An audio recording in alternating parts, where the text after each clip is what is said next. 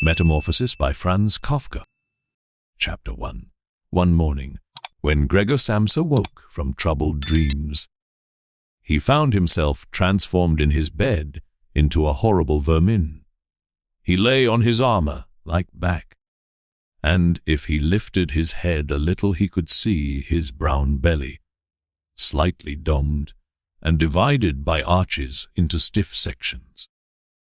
The bedding was hardly able to cover it and seemed ready to slide off any moment. His many legs, pitifully thin compared with the size of the rest of him, waved about helplessly as he looked. "What's happened to me?" he thought. It wasn't a dream. His room, a proper human room, although a little too small, lay peacefully between its four familiar walls. A collection of textile samples lay spread out on the table. Samsa was a traveling salesman, and above it there hung a picture that he had recently cut out of an illustrated magazine and housed in a nice, gilded frame.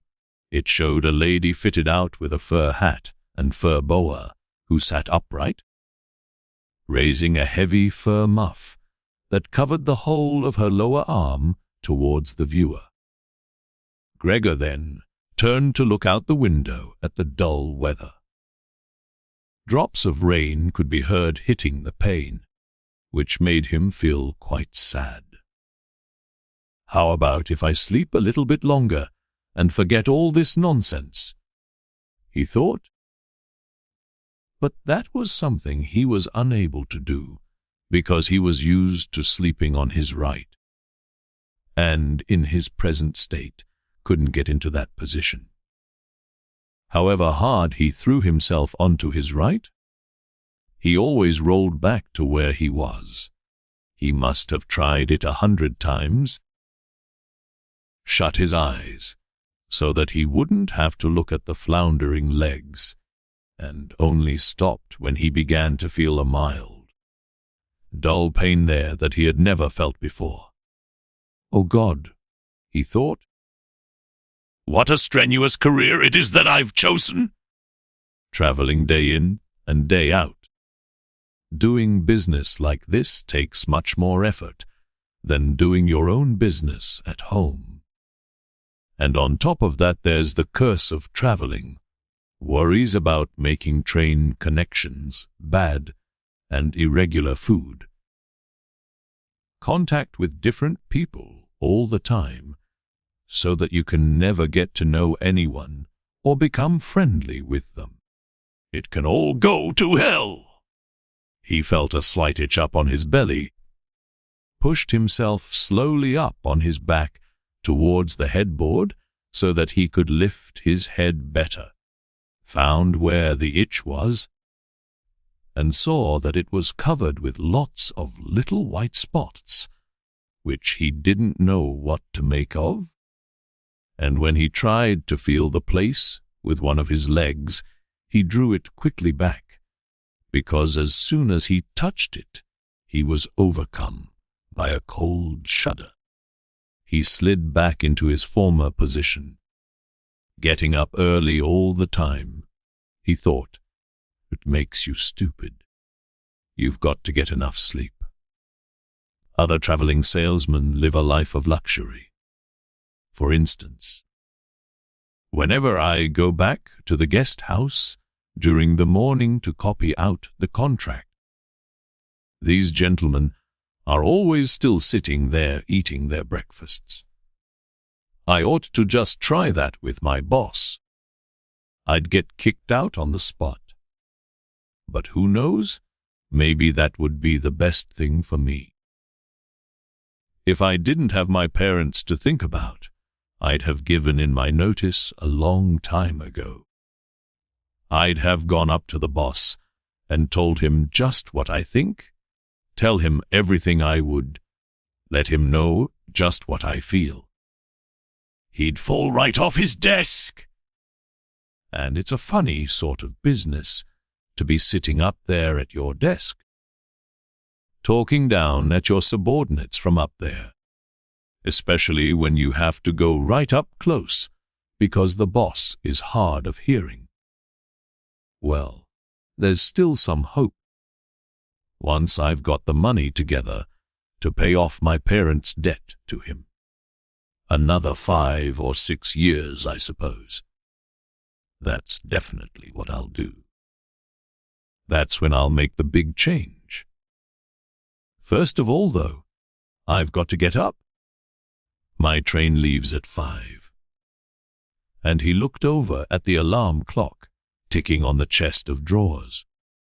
God in heaven, he thought. It was 6:30, and the hands were quietly moving forwards. It was even later than 6:30, more like 7:15. Had the alarm clock not rung. He could see from the bed that it had been set for 4 o'clock, as it should have been. It certainly must have rung. Yes.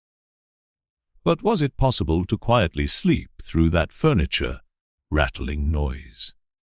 True, he had not slept peacefully, but probably all the more deeply because of that. What should he do now? The next train went at 7. If he were to catch that, he would have to rush like mad, and the collection of samples was still not packed. And he did not at all feel particularly fresh and lively. And even if he did catch the train, he would not avoid his boss's anger, as the office assistant would have been there to see the 5 o'clock train go. He would have put in his report about Gregor's not being there a long time ago. The office assistant was the boss's man, spineless, and with no understanding. What about if he reported sick? But that would be extremely strained and suspicious, as in 5 years of service Gregor had never once yet been ill. His boss would certainly come round with the doctor from the medical insurance company, accuse his parents of having a lazy son, and accept the doctor's recommendation not to make any claim, as the doctor believed that no one was ever ill, but that many were worksheet. And what's more, would he have been entirely wrong in this case? Gregor did, in fact. Apart from excessive sleepiness, after sleeping for so long, feel completely well, and even felt much hungrier than usual. He was still hurriedly thinking all this through, unable to decide to get out of the bed, when the clock struck 7:15. There was a cautious knock at the door near his head. "Gregor!" somebody called. It was his mother. "It's 7:15. Didn't you want to go somewhere?" "That gentle voice!" Gregor was shocked when he heard his own voice answering. It could hardly be recognized as the voice he had had before, as if from deep inside him there was a painful and uncontrollable squeaking mixed in with it. The words could be made out at first, but then there was a sort of echo which made them unclear, leaving the hearer unsure whether he had heard properly or not. Gregor had wanted to give a full answer and explain everything, but in the circumstances contented himself with saying, "Yes, mother, yes, thank you. I'm getting up now." The change in Gregor's voice probably could not be noticed outside through the wooden door, as his mother was satisfied with this explanation and shuffled away. But this short conversation made the other members of the family aware that Gregor, against their expectations, was still at home, and soon his father came knocking at one of the side doors, gently, but with his fist. "Gregor, Gregor!" he called. "What's wrong?" And after a short while he called again with a warning deepness in his voice. Gregor! Gregor? At the other side door his sister came plaintively. Gregor, aren't you well? Do you need anything? Gregor answered to both sides. I'm ready now. Making an effort to remove all the strangeness from his voice by enunciating very carefully and putting long pauses between each individual word, his father went back to his breakfast, but his sister whispered, Gregor, open the door. I beg of you? Gregor, however, had no thought of opening the door, and instead congratulated himself for his cautious habit, acquired from his travelling, of locking all doors at night, even when he was at home. The first thing he wanted to do was to get up in peace, without being disturbed, to get dressed, and most of all to have his breakfast. Only then would he consider what to do next, as he was well aware that he would not bring his thoughts to any sensible conclusions by lying in bed. He remembered that he had often felt a slight pain in bed, perhaps caused by lying awkwardly, but that had always turned out to be pure imagination, and he wondered how his imaginings would slowly resolve themselves today. He did not have the slightest doubt that the change in his voice was nothing more than the first sign of a serious cold, which was an occupational hazard for traveling salesmen. It was a simple matter to throw off the covers. He only had to blow himself up a little, and they fell off by themselves. But it became difficult after that, especially as he was so exceptionally broad. He would have used his arms and his hands to push himself up. But instead of them, he only had all those little legs continuously moving in different directions, and which he was moreover unable to control. If he wanted to bend one of them, then that was the first one that would stretch itself out, and if he finally managed to do what he wanted with that leg, all the others seemed to be set free and would move about painfully. This is something that can't be done in bed, Gregor said to himself, so don't keep trying to do it. The first thing he wanted to do was get the lower part of his body out of the bed, but he had never seen this lower part, and could not imagine what it looked like. It turned out to be too hard to move. It went so slowly, and finally, almost in a frenzy, when he carelessly shoved himself forwards with all the force he could gather. He chose the wrong direction, hit hard against the lower bedpost, and learned from the burning pain. He felt that the lower part of his body might well, at present, be the most sensitive. So then, he tried to get the top part of his body out of the bed first, carefully turning his head to the side. This he managed quite easily, and despite its breadth and its weight, the bulk of his body eventually followed slowly in the direction of the head. But when he had at last got his head out of the bed and into the fresh air, it occurred to him that if he let himself fall, it would be a miracle if his head were not injured. So he became afraid to carry on pushing himself forward the same way, and he could not knock himself out now at any price. Better to stay in bed than lose consciousness. It took just as much effort to get back to where he had been earlier, but when he lay there sighing, and was once more watching his legs as they struggled against each other, even harder than before, if that was possible, he could think of no way of bringing peace and order to this chaos. He told himself once more that it was not possible for him to stay in bed, and that the most sensible thing to do would be to get free of it in whatever way he could, at whatever sacrifice. At the same time, though, he did not forget to remind himself that calm consideration was much better than rushing to desperate conclusions. At times like this, he would direct his eyes to the window and look out as clearly as he could, but unfortunately, even the other side of the narrow street was enveloped in morning fog, and the view had little confidence or cheer to offer him. 7 o'clock already, he said to himself when the clock struck again. 7 o'clock. And there's still a fog like this?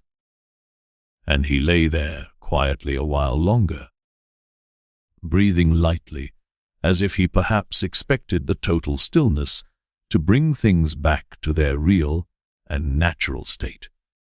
But then he said to himself, "Before it strikes 7:15, I'll definitely have to have got properly out of bed. And by then, somebody will have come round from work to ask what's happened to me as well, as they open up at work before 7 o'clock. And so he set himself to the task of swinging the entire length of his body out of the bed all at the same time. If he succeeded in falling out of bed in this way, and kept his head raised as he did, so he could probably avoid injuring it. His back seemed to be quite hard, and probably nothing would happen to it falling onto the carpet. His main concern was for the loud noise he was bound to make, and which even through all the doors would probably raise concern, if not alarm. But it was something that had to be risked. When Gregor was already sticking halfway out of the bed, the new method was more of a game than an effort. All he had to do was rock back and forth. It occurred to him how simple everything would be if somebody came to help him. 2 strong people, he had his father and the maid in mind, would have been more than enough.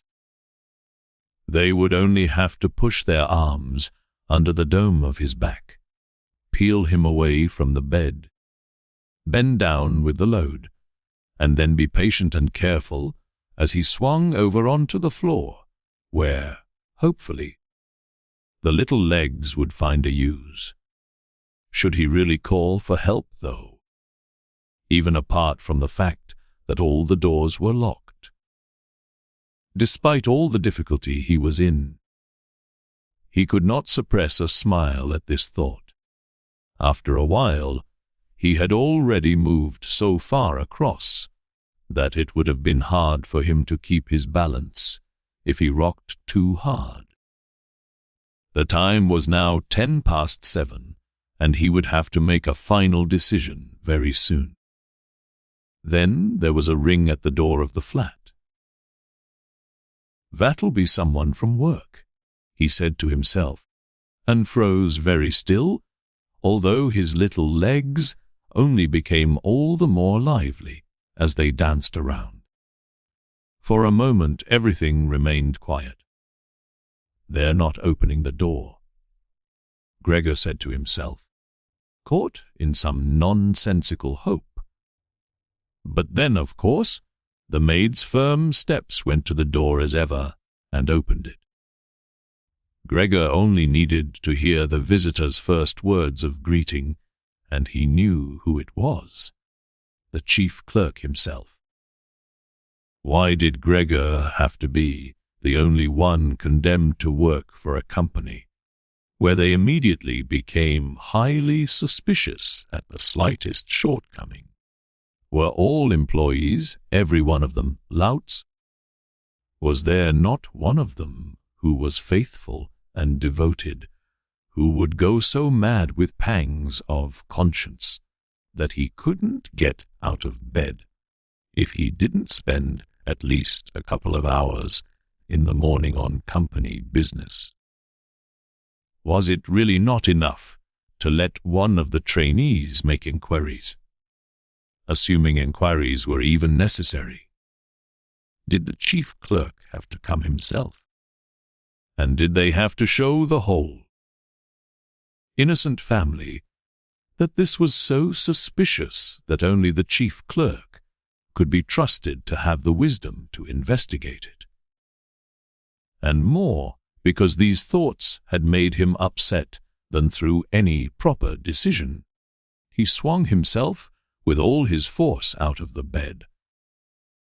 There was a loud thump, but it wasn't really a loud noise. His fall was softened a little by the carpet, and Gregor's back was also more elastic than he had thought, which made the sound muffled and not too noticeable. He had not held his head carefully enough, though, and hit it as he fell. Annoyed and in pain, he turned it and rubbed it against the carpet. "Something's fallen down in there," said the chief clerk in the room on the left. Gregor tried to imagine whether something of the sort that had happened to him today could ever happen to the chief clerk too. You had to concede that it was possible. But as if in gruff reply to this question, the chief clerk's firm footsteps in his highly polished boots could now be heard in the adjoining room. From the room on his right, Gregor's sister whispered to him to let him know. "Gregor, the chief clerk is here." "Yes, I know," said Gregor to himself, but without daring to raise his voice loud enough for his sister to hear him.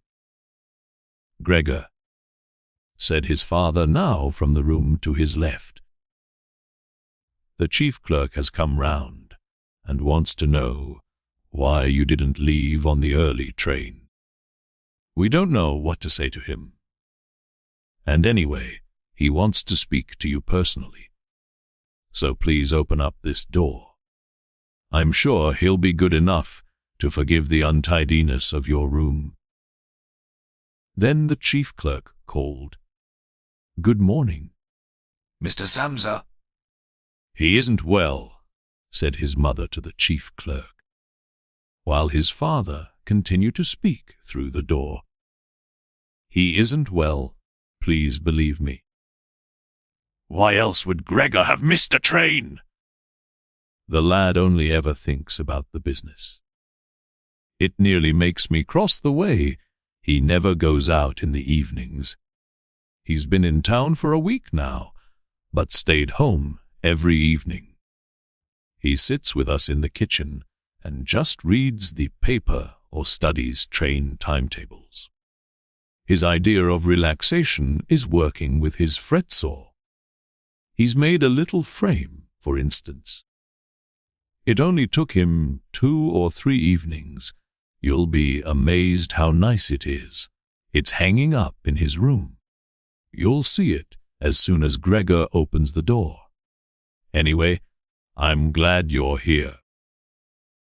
We wouldn't have been able to get Gregor to open the door by ourselves. He's so stubborn. And I'm sure he isn't well. He said this morning that he is, but he isn't." "I'll be there in a moment," said Gregor slowly and thoughtfully, but without moving, so that he would not miss any word of the conversation.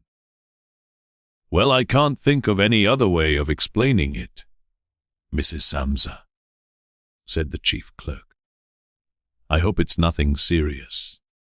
But on the other hand, I must say that if we people in commerce ever become slightly unwell, then, fortunately or unfortunately as you like, we simply have to overcome it because of business considerations.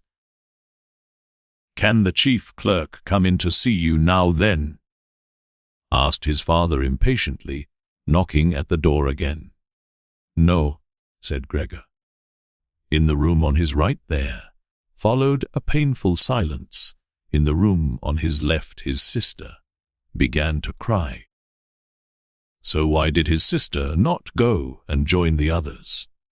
She had probably only just got up and had not even begun to get dressed.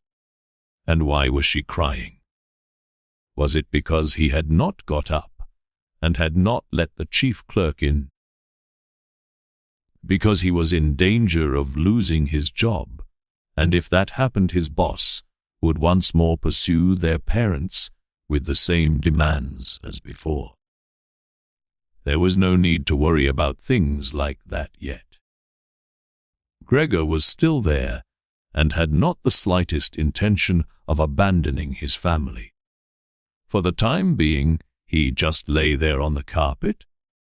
And no, one who knew the condition he was in would seriously have expected him to let the chief clerk in.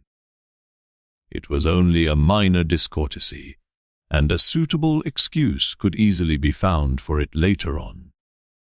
It was not something for which Gregor could be sacked on the spot, and it seemed to Gregor much more sensible to leave him now in peace, instead of disturbing him with talking at him and crying. But the others didn't know what was happening. They were worried. That would excuse their behavior. The chief clerk now raised his voice. Mr. Samsa, he called to him. What is wrong? You barricade yourself in your room. Give us no more than yes or no for an answer. You are causing serious and unnecessary concern to your parents, and you fail. And I mention this just by the way. You fail to carry out your business duties in a way that is quite unheard of. I'm speaking here on behalf of your parents and of your employer, and really must request a clear and immediate explanation. I am astonished, quite astonished. I thought I knew you as a calm and sensible person, and now you suddenly seem to be showing off with peculiar whims. This morning, your employer did suggest a possible reason for your failure to appear. It's true. It had to do with the money that was recently entrusted to you. But I came near to giving him my word of honor that that could not be the right explanation. But now that I see your incomprehensible stubbornness, I no longer feel any wish whatsoever to intercede on your behalf. And nor is your position all that secure. I had originally intended to say all this to you in private. But since you cause me to waste my time here for no good reason, I don't see why your parents should not also learn of it. Your turnover has been very unsatisfactory of late. I grant you that it's not the time of year to do especially good business. We recognize that. But there simply is no time of year to do no business at all, Mr. Samsa. We cannot allow there to be. But, sir, called Gregor, beside himself and forgetting all else in the excitement, I'll open up immediately. Just a moment. I'm slightly unwell, an attack of dizziness. I haven't been able to get up. I'm still in bed now. I'm quite fresh again now, though. I'm just getting out of bed. Just a moment. Be patient. It's not quite as easy as I'd thought. I'm quite all right now, though. It's shocking. What can suddenly happen to a person? I was quite all right last night. My parents know about it, perhaps better than me. I had a small symptom of it last night already. They must have noticed it. I don't know why I didn't let you know at work. but you always think you can get over an illness without staying at home. Please, don't make my parents suffer! There's no basis for any of the accusations you're making. Nobody's ever said a word to me about any of these things. Maybe you haven't read the latest contracts I sent in. I'll set off with the 8 o'clock train as well. These few hours of rest have given me strength. You don't need to wait, sir. I'll be in the office soon after you. And please be so good as to tell that to the boss and recommend me to him. And while Gregor gushed out these words, hardly knowing what he was saying, he made his way over to the chest of drawers. This was easily done, probably because of the practice he had already had in bed, where he now tried to get himself upright. He really did want to open the door, really did want to let them see him, and to speak with the chief clerk. The others were being so insistent, and he was curious to learn what they would say when they caught sight of him. If they were shocked, then it would no longer be Gregor's responsibility, and he could rest. If, however, they took everything calmly, he would still have no reason to be upset. And if he hurried, he really could be at the station for 8 o'clock. The first few times he tried to climb up on the smooth chest of drawers, he just slid down again. But he finally gave himself one last swing and stood there upright. The lower part of his body was in serious pain, but he no longer gave any attention to it. Now he let himself fall against the back of a nearby chair and held tightly to the edges of it with his little legs. By now he had also calmed down and kept quiet so that he could listen to what the chief clerk was saying. "Did you understand a word of all that?" the chief clerk asked his parents. "Surely he's not trying to make fools of us?" "Oh, God," called his mother, who was already in tears. He could be seriously ill, and we're making him suffer. "Greet! Greet!" she then cried. "Mother." His sister called from the other side. They communicated across Gregor's room. "You'll have to go for the doctor straight away. Gregor is ill. Quick, get the doctor." "Did you hear the way Gregor spoke just now?" "That was the voice of an animal," said the chief clerk, with a calmness that was in contrast with his mother's screams. "Anna!" "Anna!" his father called into the kitchen through the entrance hall, clapping his hands. "Get a locksmith here." And the two girls, their skirts swishing, immediately ran out through the hall, wrenching open the front door of the flat as they went. How had his sister managed to get dressed so quickly? There was no sound of the door banging shut again. They must have left it open.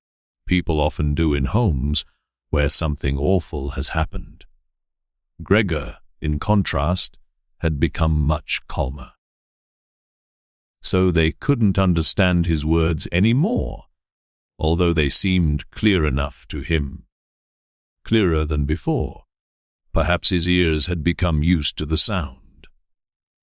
They had realized, though, that there was something wrong with him, and were ready to help. The first response to his situation had been confident and wise, and that made him feel better.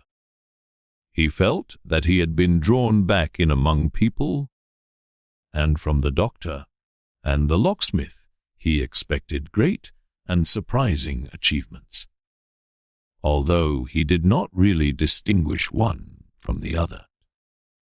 Whatever was said next would be crucial. So, in order to make his voice as clear as possible, he coughed a little, but taking care to do this not too loudly, as even this might well sound different from the way that a human coughs, and he was no longer sure he could judge this for himself. Meanwhile, it had become very quiet in the next room. Perhaps his parents were sat at the table whispering with the chief clerk, or perhaps they were all pressed against the door and listening.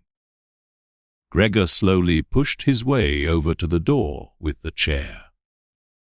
Once there, he let go of it and threw himself onto the door, holding himself upright against it using the adhesive on the tips of his legs. He rested there a little while to recover from the effort involved, and then set himself to the task of turning the key in the lock with his mouth. He seemed, unfortunately, to have no proper teeth. How was he, then, to grasp the key? But the lack of teeth was, of course, made up for with a very strong jaw. Using the jaw, he really was able to start the key turning, ignoring the fact that he must have been causing some kind of damage, as a brown fluid came from his mouth, flowed over the key, and dripped onto the floor. "Listen," said the chief clerk in the next room. "He's turning the key." Gregor was greatly encouraged by this, but they all should have been calling to him. His father and his mother too. "Well done, Gregor," they should have cried. "Keep at it. Keep hold of the lock." And with the idea that they were all excitedly following his efforts, he bit on the key with all his strength, paying no attention to the pain he was causing himself. As the key turned round, he turned around the lock with it, only holding himself upright with his mouth, and hung onto the key or pushed it down again with the whole weight of his body as needed. The clear sound of the lock as it snapped back was Gregor's sign that he could break his concentration. And as he regained his breath, he said to himself, "So, I didn't need the locksmith after all." Then he lay his head on the handle of the door to open it completely, because he had to open the door in this way. It was already wide open before he could be seen. He had first to slowly turn himself around one of the double doors, and he had to do it very carefully if he did not want to fall flat on his back before entering the room. He was still occupied with this difficult movement, unable to pay attention to anything else, when he heard the chief clerk exclaim aloud, "Oh," which sounded like the soughing of the wind. Now he also saw him.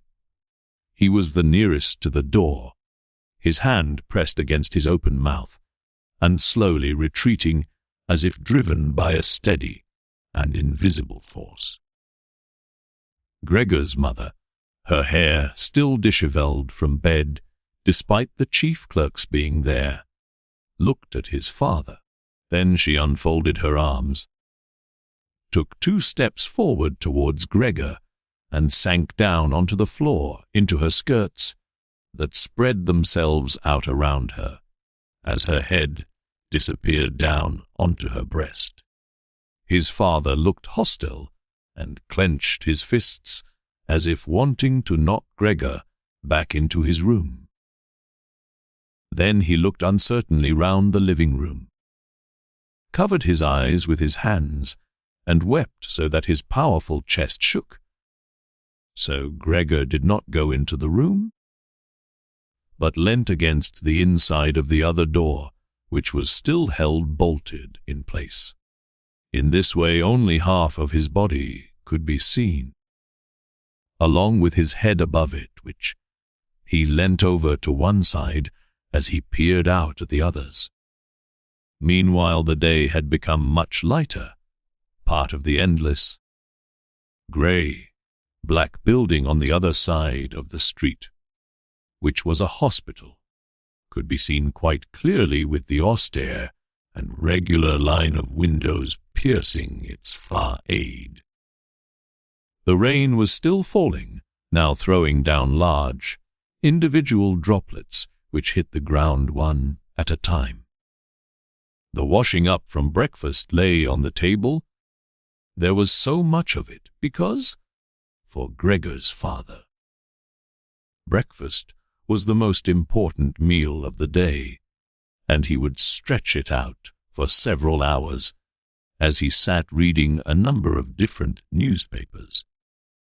On the wall, exactly opposite, there was a photograph of Gregor when he was a lieutenant in the army, his sword in his hand and a carefree smile on his face as he called forth respect for his uniform and bearing.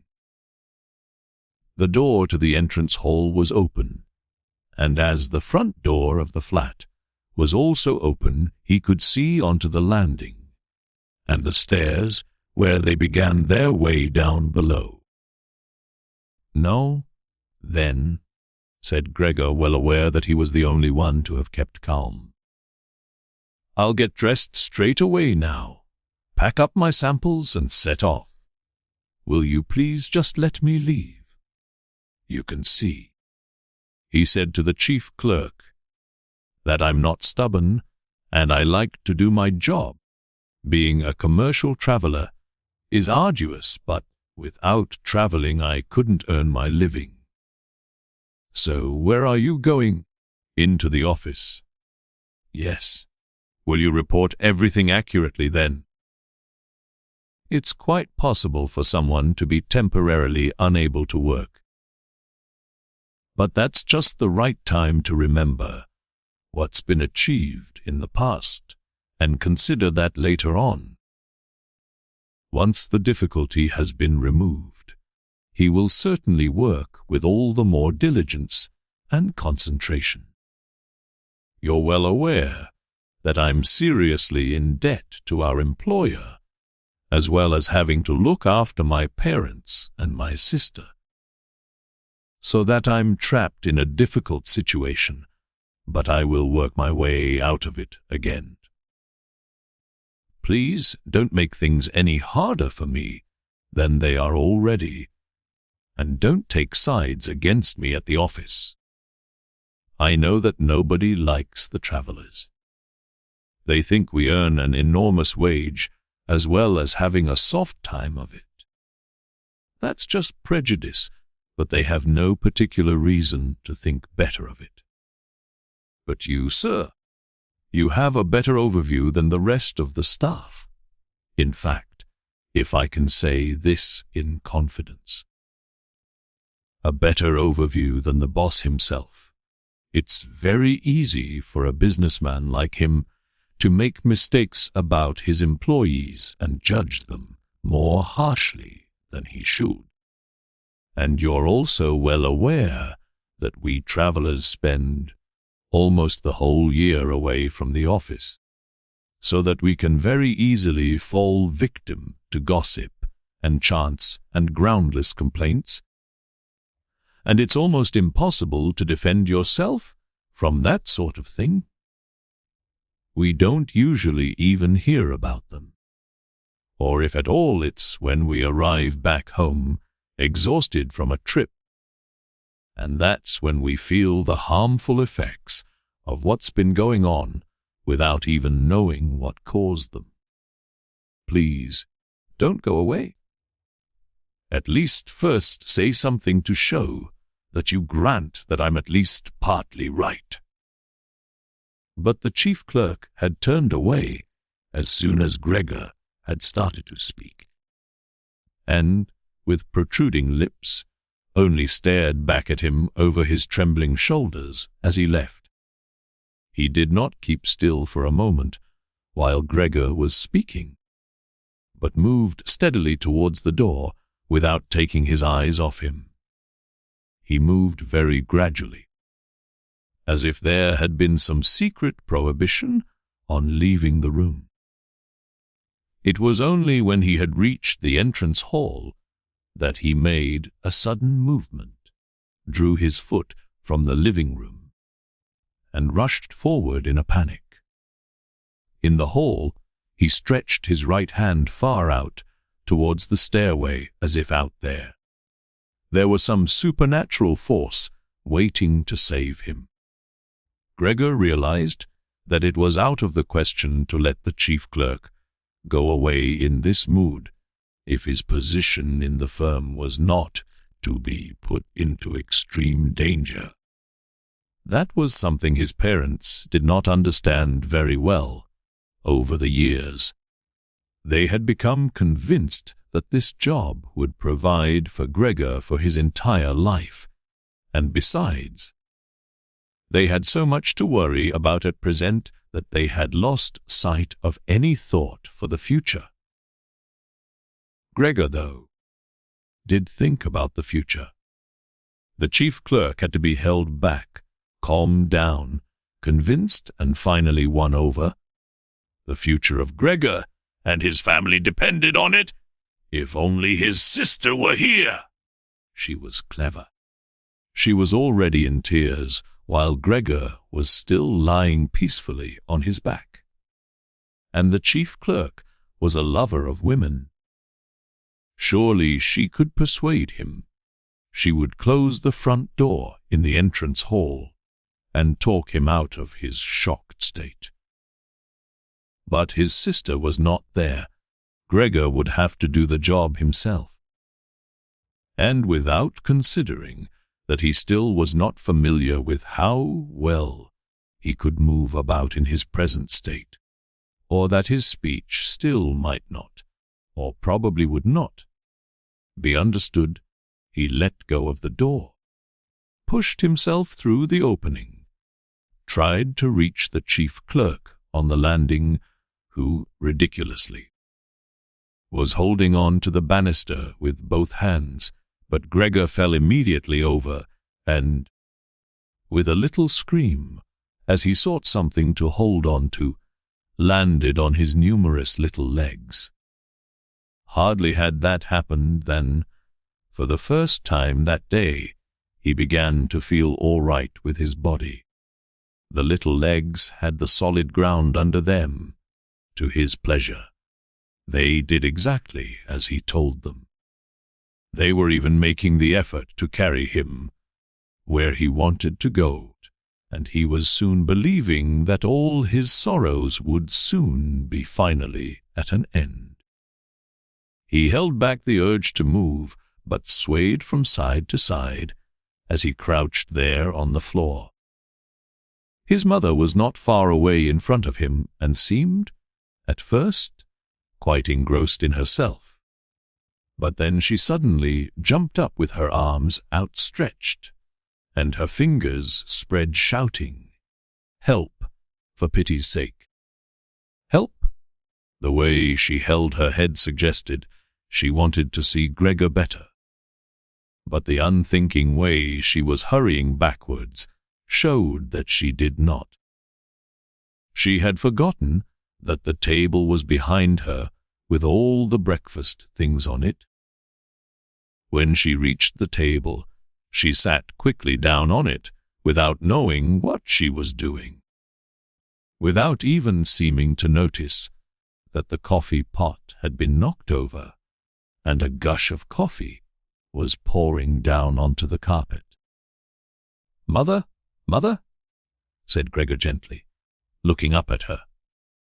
He had completely forgotten the chief clerk for the moment, but could not help himself snapping in the air with his jaws at the sight of the flow of coffee. That set his mother screaming anew. She fled from the table and into the arms of his father as he rushed towards her. Gregor, though, had no time to spare for his parents now. The chief clerk had already reached the stairs. With his chin on the banister, he looked back for the last time. Gregor made a run for him. He wanted to be sure of reaching him. The chief clerk must have expected something, as he leapt down several steps at once and disappeared, his shouts resounding all around the staircase. The flight of the chief clerk seemed, unfortunately, to put Gregor's father into a panic as well. Until then, he had been relatively self-controlled, but now, instead of running after the chief clerk himself, or at least not impeding Gregor as he ran after him, Gregor's father seized the chief clerk's stick in his right hand. The chief clerk had left it behind on a chair. Along with his hat and overcoat, picked up a large newspaper from the table with his left, and used them to drive Gregor back into his room, stamping his foot at him as he went. Gregor's appeals to his father were of no help. His appeals were simply not understood. However much he humbly turned his head, his father merely stamped his foot all the harder. Across the room, despite the chilly weather, Gregor's mother had pulled open a window, leant far out of it, and pressed her hands to her face. A strong draught of air flew in from the street towards the stairway. The curtains flew up. The newspapers on the table fluttered, and some of them were blown onto the floor. Nothing would stop Gregor's father as he drove him back, making hissing noises at him like a wild man. Gregor had never had any practice in moving backwards, and was only able to go very slowly. If Gregor had only been allowed to turn round, he would have been back in his room straight away. But he was afraid that if he took the time to do that, his father would become impatient. And there was the threat of a lethal blow to his back or head from the stick in his father's hand any moment. Eventually, though, Gregor realized that he had no choice as he saw, to his disgust, that he was quite incapable of going backwards in a straight line, so he began, as quickly as possible, and with frequent anxious glances at his father, to turn himself round. It went very slowly, but perhaps his father was able to see his good intentions, as he did nothing to hinder him. In fact, now and then he used the tip of his stick to give directions from a distance as to which way to turn. If only his father would stop that unbearable hissing! It was making Gregor quite confused. When he had nearly finished turning round, still listening to that hissing, he made a mistake and turned himself back a little the way he had just come. He was pleased when he finally had his head in front of the doorway, but then saw that it was too narrow, and his body was too broad to get through it without further difficulty. In his present mood, it obviously did not occur to his father to open the other of the double doors, so that Gregor would have enough space to get through. He was merely fixed on the idea that Gregor should be got back into his room as quickly as possible. Nor would he ever have allowed Gregor the time to get himself upright as preparation for getting through the doorway. What he did, making more noise than ever, was to drive Gregor forwards all the harder, as if there had been nothing in the way.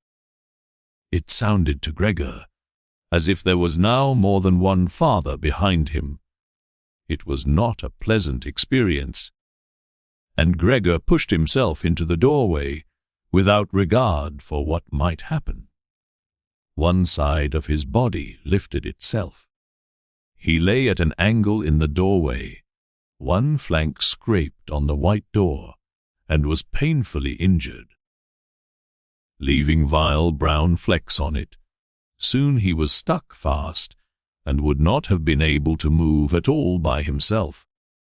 The little legs along one side hung, quivering in the air, while those on the other side were pressed painfully against the ground.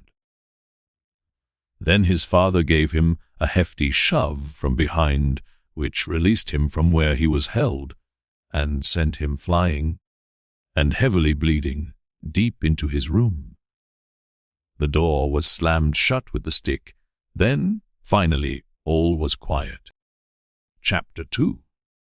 It was not until it was getting dark that evening that Gregor awoke from his deep and coma-like sleep. He would have woken soon afterwards anyway, even if he hadn't been disturbed, as he had had enough sleep and felt fully rested. But he had the impression that some hurried steps and the sound of the door leading into the front room being carefully shut had woken him. The light from the electric street lamps shone palely here and there onto the ceiling and tops of the furniture. But down below where Gregor was, it was dark. He pushed himself over to the door, feeling his way clumsily with his antennae, of which he was now beginning to learn the value, in order to see what had been happening there. The whole of his left side seemed like one painfully stretched scar, and he limped badly on his 2 rows of legs. One of the legs had been badly injured in the events of that morning.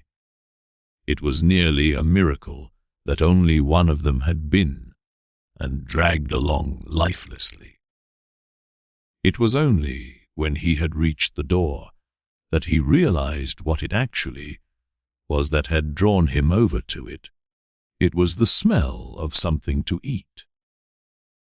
By the door there was a dish filled with sweetened milk, with little pieces of white bread floating in it. He was so pleased he almost laughed, as he was even hungrier than he had been that morning, and immediately dipped his head into the milk, nearly covering his eyes with it. But he soon drew his head back again in disappointment. Not only did the pain in his tender left side make it difficult to eat the food, he was only able to eat if his whole body worked together as a snuffling whole. But the milk did not taste at all nice. Milk like this was normally his favorite drink, and his sister had certainly left it there for him because of that. But he turned, almost against his own will, away from the dish and crawled back into the center of the room. Through the crack in the door, Gregor could see that the gas had been lit in the living room. His father at this time would normally be sat with his evening paper, reading it out in a loud voice to Gregor's mother, and sometimes to his sister, but there was now not a sound to be heard. Gregor's sister would often write and tell him about this reading, but maybe his father had lost the habit in recent times. It was so quiet all around, too, even though there must have been somebody in the flat. "What a quiet life it is the family lead," said Gregor to himself, and, gazing into the darkness, felt a great pride that he was able to provide a life like that, in such a nice home for his sister and parents. But what now, if all this peace and wealth and comfort should come to a horrible and frightening end? That was something that Gregor did not want to think about too much, so he started to move about, crawling up and down the room. Once during that long evening, The door on one side of the room was opened very slightly and hurriedly closed again. Later on, the door on the other side did the same. It seemed that someone needed to enter the room, but thought better of it. Gregor went and waited immediately by the door, resolved either to bring the timorous visitor into the room in some way, or at least to find out who it was. But the door was opened no more that night, and Gregor waited in vain. The previous morning, while the doors were locked, everyone had wanted to get in there to him. But now that he had opened up one of the doors, and the other had clearly been unlocked some time during the day, no one came. And the keys were in the other sides. It was not until late at night that the gaslight in the living room was put out, and now it was easy to see that his parents and sister had stayed awake all that time, as they all could be distinctly heard as they went away together on tiptoe. It was clear that no one would come into Gregor's room any more until morning. That gave him plenty of time to think undisturbed about how he would have to rearrange his life. For some reason, the tall, empty room where he was forced to remain made him feel uneasy as he lay there flat on the floor, even though he had been living in it for 5 years. Hardly aware of what he was doing other than a slight feeling of shame, he hurried under the couch. It pressed down on his back a little, and he was no longer able to lift his head. But he nonetheless felt immediately at ease, and his only regret was that his body was too broad to get it all underneath. He spent the whole night there. Some of the time he passed in a light sleep, although he frequently woke from it in alarm because of his hunger, and some of the time was spent in worries and vague hopes, which, however, always led to the same conclusion. For the time being he must remain calm. He must show patience and the greatest consideration so that his family could bear the unpleasantness that he, in his present condition, was forced to impose on them. Gregor soon had the opportunity to test the strength of his decisions. As early the next morning, almost before the night had ended, his sister, nearly fully dressed, opened the door from the front room and looked anxiously in. She did not see him straight away, but when she did notice him under the couch, he had to be somewhere, for God's sake. He couldn't have flown away. She was so shocked that she lost control of herself and slammed the door shut again from outside. But she seemed to regret her behavior, as she opened the door again straight away and came in on tiptoe, as if entering the room of someone seriously ill or even of a stranger. Gregor had pushed his head forward, right to the edge of the couch, and watched her. Would she notice that he had left the milk as it was? Realize that it was not from any lack of hunger, and bring him in some other food that was more suitable? If she didn't do it herself, he would rather go hungry than draw her attention to it. Although he did feel a terrible urge to rush forward from under the couch, throw himself at his sister's feet, and beg her for something good to eat. However, his sister noticed the full dish immediately and looked at it, and the few drops of milk splashed around it with some surprise. She immediately picked it up, using a rag, not her bare hands, and carried it out. Gregor was extremely curious as to what she would bring in its place, imagining the wildest possibilities. But he never could have guessed what his sister, in her goodness, actually did bring. In order to test his taste, she brought him a whole selection of things, all spread out on an old newspaper. There were old, half-rotten vegetables, bones from the evening meal, covered in white sauce that had gone hard, a few raisins and almonds, some cheese that Gregor had declared ineatable 2 days before, a dry roll, and some bread spread with butter and salt, as well as all that she had poured some water into the dish, which had probably been permanently set aside for Gregor's use, and placed it beside them. Then, out of consideration for Gregor's feelings, as she knew that he would not eat in front of her, she hurried out again, and even turned the key in the lock, so that Gregor would know he could make things as comfortable for himself as he liked. Gregor's little leg's word, at last he could eat. What's more, his injuries must already have completely healed, as he found no difficulty in moving. This amazed him, as more than a month earlier he had cut his finger slightly with a knife. He thought of how his finger had still hurt the day before yesterday. Am I less sensitive than I used to be? Then, he thought, and was already sucking greedily at the cheese, which had immediately, almost compellingly, attracted him much more than the other foods on the newspaper. Quickly, one after another, his eyes watering with pleasure, he consumed the cheese, the vegetables and the sauce, the fresh foods.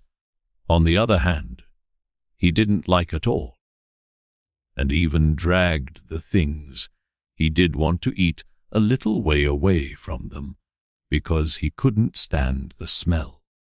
Long after he had finished eating and lay lethargic in the same place, his sister slowly turned the key in the lock as a sign to him that he should withdraw. He was immediately startled. Although he had been half asleep, and he hurried back under the couch. But he needed great self-control to stay there, even for the short time that his sister was in the room, as eating so much food had rounded out his body a little, and he could hardly breathe in that narrow space. Half suffocating, he watched with bulging eyes as his sister unself-consciously took a broom and swept up the left, overs, mixing them in with the food he had not even touched at all, as if it could not be used any more. She quickly dropped it all into a bin, closed it with its wooden lid, and carried everything out.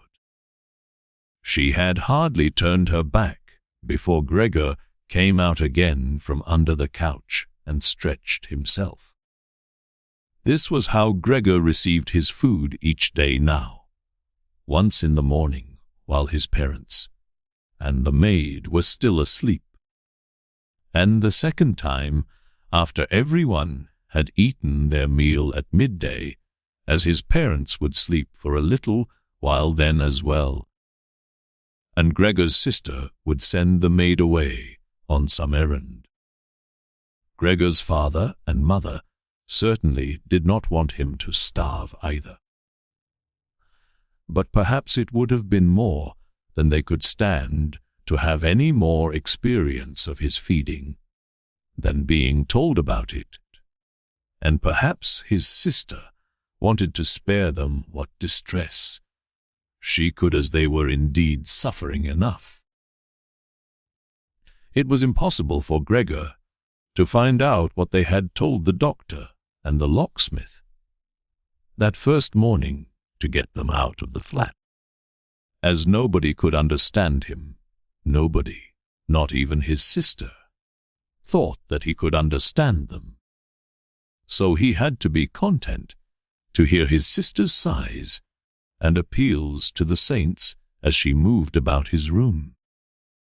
It was only later, when she had become a little more used to everything. There was, of course, no question of her ever becoming fully used to the situation, that Gregor would sometimes catch a friendly comment, or at least a comment that could be construed as friendly. "He's enjoyed his dinner today," she might say, when he had diligently cleared away all the food left for him, or if he left most of it, which slowly became more and more frequent. She would often say, sadly, "No, everything's just been left there again."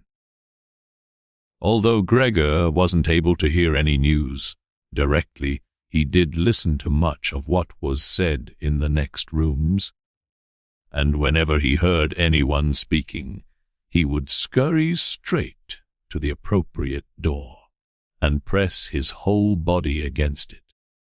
There was seldom any conversation, especially at first, that was not about him in some way, even if only in secret. For 2 whole days, all the talk at every mealtime was about what they should do now. But even between meals, they spoke about the same subject, as there were always at least 2 members of the family at home. Nobody wanted to be at home by themselves, and it was out of the question to leave the flat entirely empty. And on the very first day, the maid had fallen to her knees and begged Gregor's mother to let her go without delay. It was not very clear how much she knew of what had happened, but she left within a quarter of an hour, tearfully thanking Gregor's mother for her dismissal as if she had done her an enormous service. She even swore emphatically not to tell anyone the slightest about what had happened, even though no one had asked that of her. Now Gregor's sister also had to help his mother with the cooking, although that was not so much bother as no one ate very much. Gregor often heard how one of them would unsuccessfully urge another to eat and receive no more answer than, "No thanks, I've had enough," or something similar. No one drank very much either. His sister would sometimes ask his father whether he would like a beer, hoping for the chance to go and fetch it herself. When his father then said nothing, she would add, so that he would not feel selfish, that she could send the housekeeper for it, but then his father would close the matter with a big, loud no, and no more would be said, even before the first day had come to an end. His father had explained to Gregor's mother and sister what their finances and prospects were. Now and then he stood up from the table and took some receipt or document from the little cash box he had saved from his business when it had collapsed 5 years earlier. Gregor heard how he opened the complicated lock and then closed it again after he had taken the item he wanted. What he heard his father say was some of the first good news that Gregor heard since he had first been incarcerated in his room. He had thought that nothing at all remained from his father's business. At least he had never told him anything different, and Gregor had never asked him about it anyway. Their business misfortune had reduced the family to a state of total despair, and Gregor's only concern at that time had been to arrange things so that they could all forget about it as quickly as possible. So then he started working especially hard, with a fiery vigor that raised him from a junior salesman to a traveling representative almost overnight, bringing with it the chance to earn money in quite different ways. Gregor converted his success at work straight into cash that he could lay on the table at home for the benefit of his astonished and delighted family. They had been good times, and they had never come again, at least not with the same splendor. Even though Gregor had later earned so much that he was in a position to bear the costs of the whole family, and did bear them. They had even got used to it, both Gregor and the family. They took the money with gratitude, and he was glad to provide it, although there was no longer much warm affection given in return. Gregor only remained close to his sister now, unlike him. She was very fond of music and a gifted and expressive violinist. It was his secret plan to send her to the conservatory next year, even though it would cause great expense that would have to be made up for in some other way. During Gregor's short periods in town, conversation with his sister would often turn to the conservatory, but it was only ever mentioned as a lovely dream that could never be realized. Their parents did not like to hear this innocent talk. But Gregor thought about it quite hard and decided he would let them know what he planned with a grand announcement of it on Christmas Day. That was the sort of totally pointless thing that went through his mind in his present state, pressed upright against the door and listening. There were times when he simply became too tired to continue listening, when his head would fall wearily against the door, and he would pull it up again with a start, as even the slightest noise he caused would be heard next door, and they would all go silent. "What's that he's doing now?" his father would say after a while, clearly having gone over to the door, and only then would the interrupted conversation slowly be taken up again. When explaining things, his father repeated himself several times, partly because it was a long time since he had been occupied with these matters himself, and partly because Gregor's mother did not understand everything the first time. From these repeated explanations, Gregor learned, to his pleasure, that despite all their misfortunes, there was still some money available from the old days. It was not a lot, but it had not been touched in the meantime, and some interest had accumulated. Besides that, they had not been using up all the money that Gregor had been bringing home every month, keeping only a little for himself, so that too had been accumulating. Behind the door, Gregor nodded with enthusiasm in his pleasure at this unexpected thrift and caution. He could actually have used this surplus money to reduce his father's debt to his boss. And the day when he could have freed himself from that job would have come much closer. But now it was certainly better the way his father had done things. This money, however, was certainly not enough to enable the family to live off the interest. It was enough to maintain them for, perhaps, 1 or 2 years, no more. That's to say, it was money that should not really be touched, but set aside for emergencies. Money to live on had to be earned. His father was healthy but old, and lacking in self-confidence.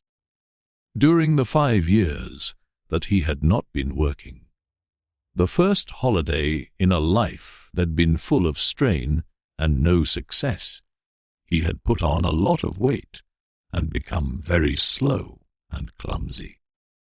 Would Gregor's elderly mother now have to go and earn money? She suffered from asthma, and it was a strain for her just to move about the home. Every other day would be spent struggling for breath on the sofa by the open window. Would his sister have to go and earn money? She was still a child of 17.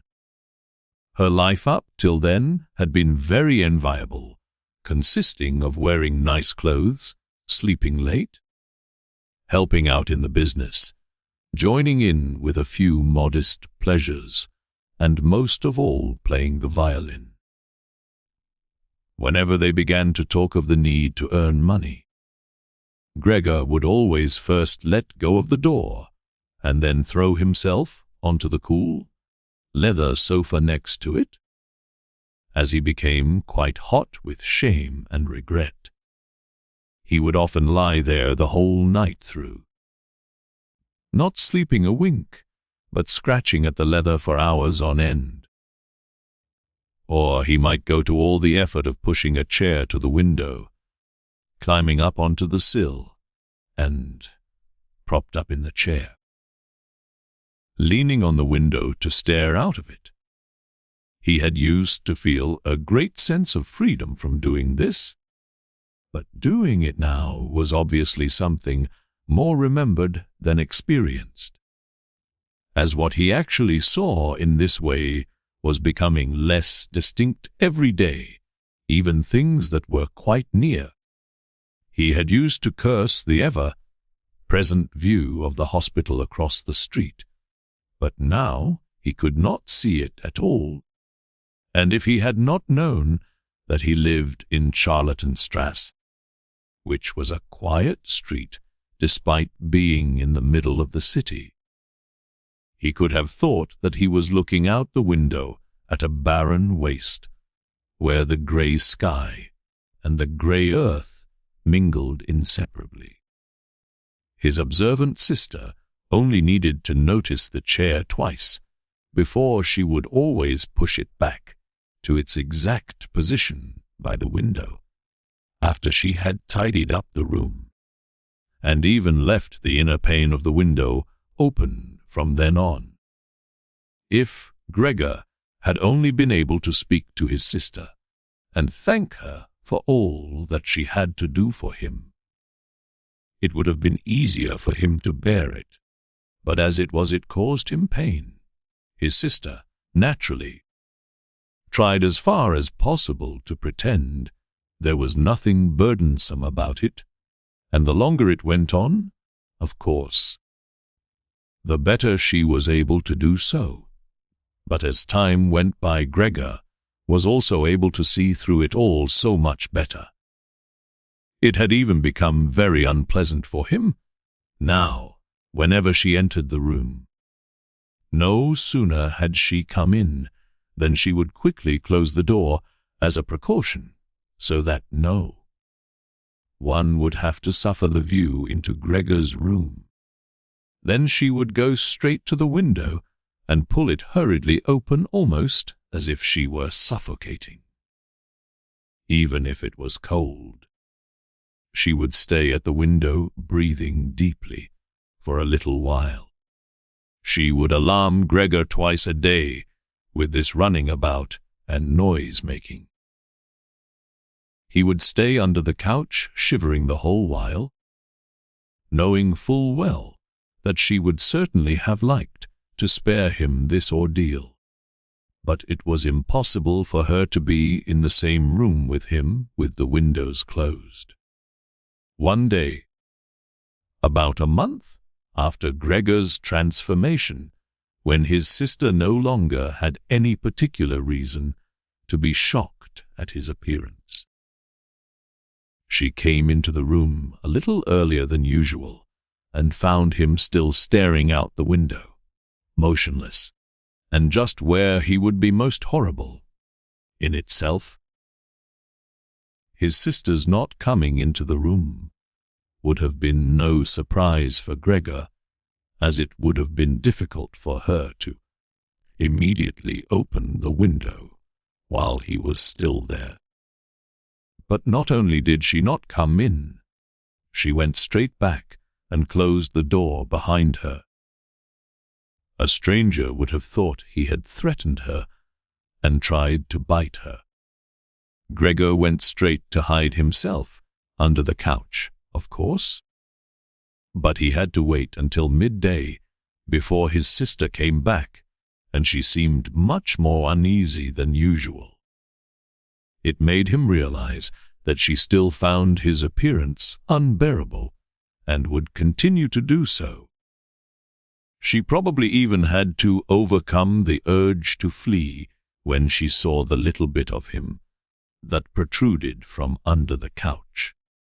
One day, in order to spare her even this sight, he spent 4 hours carrying the bedsheet over to the couch on his back and arranged it so that he was completely covered, and his sister would not be able to see him, even if she bent down. If she did not think this sheet was necessary, then all she had to do was take it off again, as it was clear enough that it was no pleasure for Gregor to cut himself off so completely.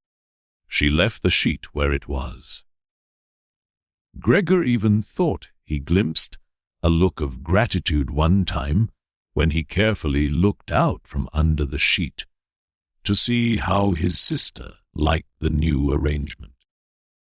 For the first 14 days, Gregor's parents could not bring themselves to come into the room to see him.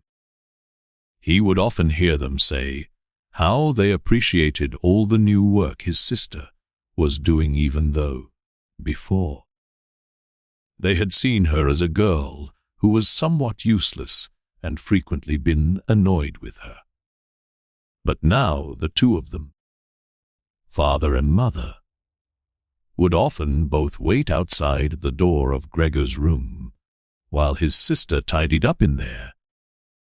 And as soon as she went out again, she would have to tell them exactly how everything looked, what Gregor had eaten, how he had behaved this time, and whether, perhaps, any slight improvement could be seen. His mother also wanted to go in and visit Gregor relatively soon, but his father and sister at first persuaded her against it. Gregor listened very closely to all this and approved fully. Later, though, she had to be held back by force, which made her call out, "Let me go and see Gregor. He is my unfortunate son. Can't you understand I have to see him?" And Gregor would think to himself that maybe it would be better if his mother came in. Not every day, of course, but one day a week. Perhaps she could understand everything much better than his sister, who, for all her courage, was still just a child after all, and really might not have had an adult's appreciation of the burdensome job she had taken on. Gregor's wish to see his mother was soon realized. Out of consideration for his parents, Gregor wanted to avoid being seen at the window during the day. The few square meters of the floor did not give him much room to crawl about. It was hard to just lie quietly through the night. His food soon stopped giving him any pleasure at all, and so, to entertain himself, he got into the habit of crawling up and down the walls and ceiling. He was especially fond of hanging from the ceiling. It was quite different from lying on the floor. He could breathe more freely. His body had a light swing to it, and up there, relaxed and almost happy. It might happen that he would surprise even himself by letting go of the ceiling and landing on the floor with a crash. But now, of course, he had far better control of his body than before, and even with a fall as great as that. Caused himself no damage. Very soon his sister noticed Gregor's new way of entertaining himself. He had, after all, left traces of the adhesive from his feet as he crawled about, and got it into her head to make it as easy as possible for him by removing the furniture that got in his way, especially the chest of drawers and the desk. Now, this was not something that she would be able to do by herself. She did not dare to ask for help from her father. The 16-year-old maid had carried on bravely since the cook had left, but she certainly would not have helped in this. She had even asked to be allowed to keep the kitchen locked at all times, and never to have to open the door unless it was especially important. So his sister had no choice but to choose some time when Gregor's father was not there and fetch his mother to help her. As she approached the room, Gregor could hear his mother express her joy, but once at the door she went silent. First, of course, his sister came in and looked round to see that everything in the room was all right, and only then did she let her mother enter. Gregor had hurriedly pulled the sheet down lower over the couch and put more folds into it, so that everything really looked as if it had just been thrown down by chance. Gregor also refrained, this time, from spying out from under the sheet. He gave up the chance to see his mother until later, and was simply glad that she had come. "You can come in. He can't be seen," said his sister, obviously leading her in by the hand.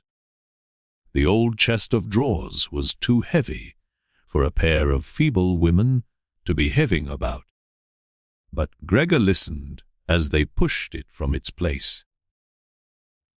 His sister always taking on the heaviest part of the work for herself, and ignoring her mother's warnings that she would strain herself. This lasted a very long time. After laboring at it for 15 minutes or more, his mother said, it would be better to leave the chest where it was. For one thing, it was too heavy for them to get the job finished before Gregor's father got home, and leaving it in the middle of the room, it would be in his way even more. And for another thing, it wasn't even sure that taking the furniture away would really be any help to him. She thought just the opposite. The sight of the bare walls saddened her right to her heart. And why wouldn't Gregor feel the same way about it?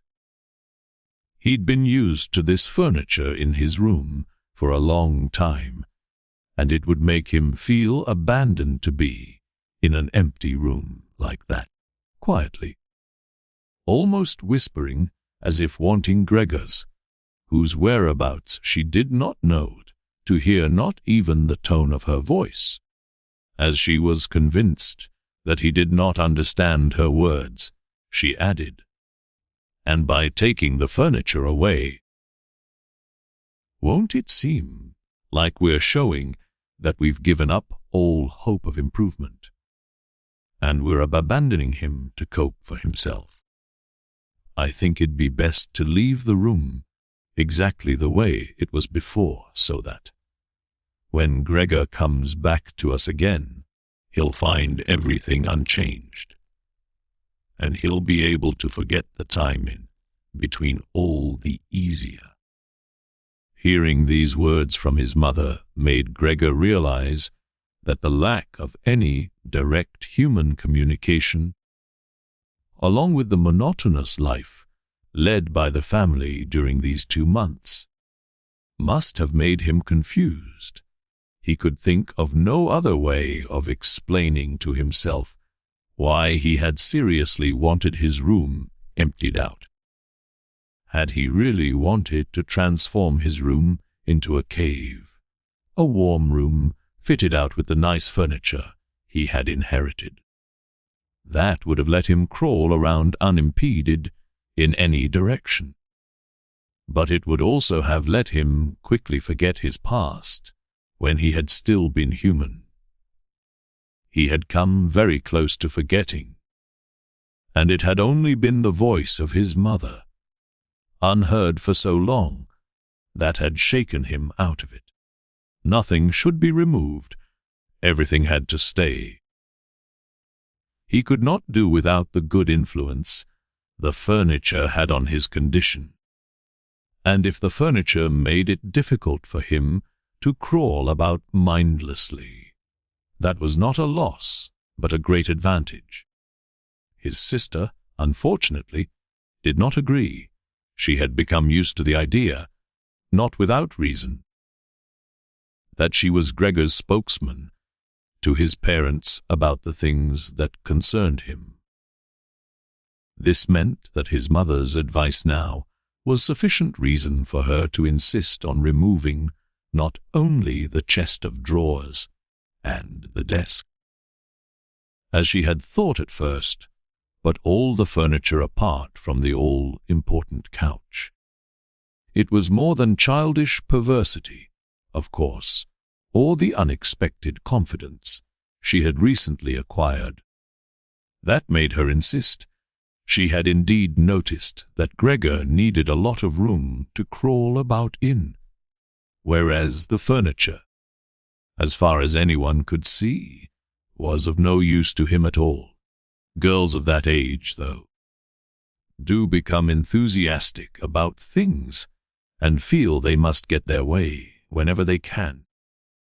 Perhaps this was what tempted Greet to make Gregor's situation seem even more shocking than it was, so that she could do even more for him. Greet would probably be the only one who would dare enter a room dominated by Gregor crawling about the bare walls by himself. So she refused to let her mother dissuade her. Gregor's mother already looked uneasy in his room. She soon stopped speaking and helped Gregor's sister to get the chest of drawers out with what strength she had. The chest of drawers was something that Gregor could do without if he had to, but the writing desk had to stay. Hardly had the two women pushed the chest of drawers, groaning, out of the room than Gregor poked his head out from under the couch to see what he could do about it. He meant to be as careful and considerate as he could, but unfortunately, it was his mother who came back first, while Greet in the next room had her arms round the chest, pushing and pulling at it from side to side by herself, without, of course, moving it an inch. His mother was not used to the sight of Gregor. He might have made her ill. So Gregor hurried backwards to the far end of the couch. In his startlement, though, he was not able to prevent the sheet at its front from moving a little. It was enough to attract his mother's attention. She stood very still, remained there a moment, and then went back out to greet. Gregor kept trying to assure himself that nothing unusual was happening. It was just a few pieces of furniture being moved after all, but he soon had to admit that the women going to and fro, their little calls to each other, the scraping of the furniture on the floor, all these things made him feel as if he were being assailed from all sides. With his head and legs pulled in against him, and his body pressed to the floor, he was forced to admit to himself that he could not stand all of this much longer. They were emptying his room out, taking away everything that was dear to him. They had already taken out the chest containing his fretsaw and other tools. Now they threatened to remove the writing desk, with its place clearly worn into the floor. The desk where he had done his homework as a business trainee at high school, even while he had been at infant school. He really could not wait any longer to see whether the two women's intentions were good. He had nearly forgotten they were there anyway, as they were now too tired to say anything while they worked, and he could only hear their feet as they stepped heavily on the floor. So, while the women were leant against the desk in the other room, catching their breath, he sallied out, changed direction 4 times, not knowing what he should save first, before his attention was suddenly caught by the picture on the wall, which was already denuded of anything else that had been on it, of the lady dressed in copious fur. He hurried up onto the picture and pressed himself against its glass. It held him firmly and felt good on his hot belly. This picture, at least, now totally covered by Gregor, would certainly be taken away by no one. He turned his head to face the door into the living room so that he could watch the women when they came back.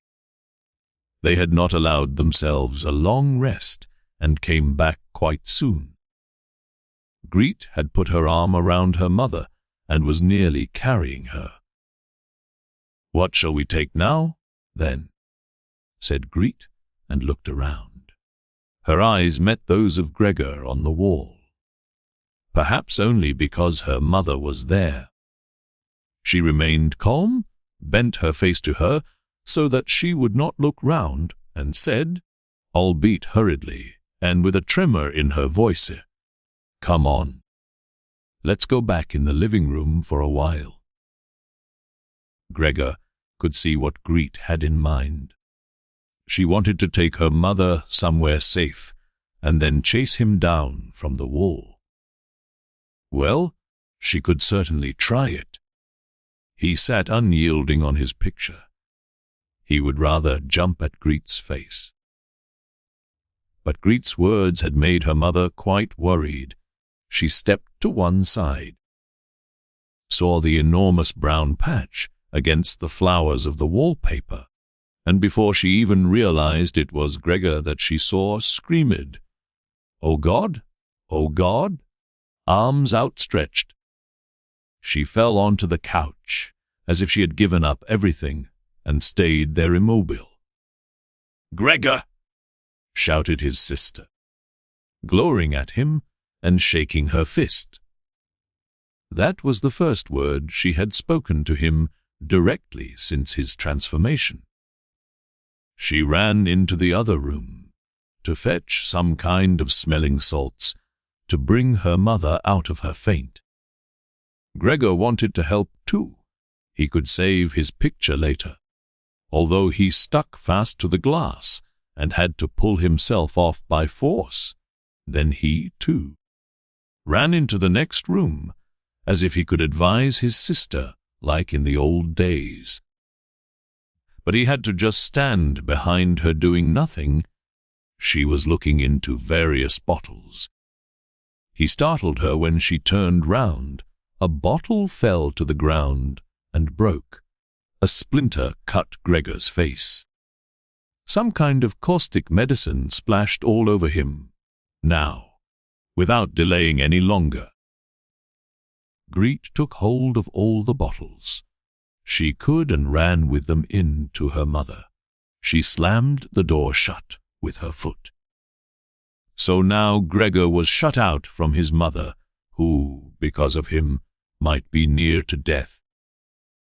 He could not open the door if he did not want to chase his sister away, and she had to stay with his mother.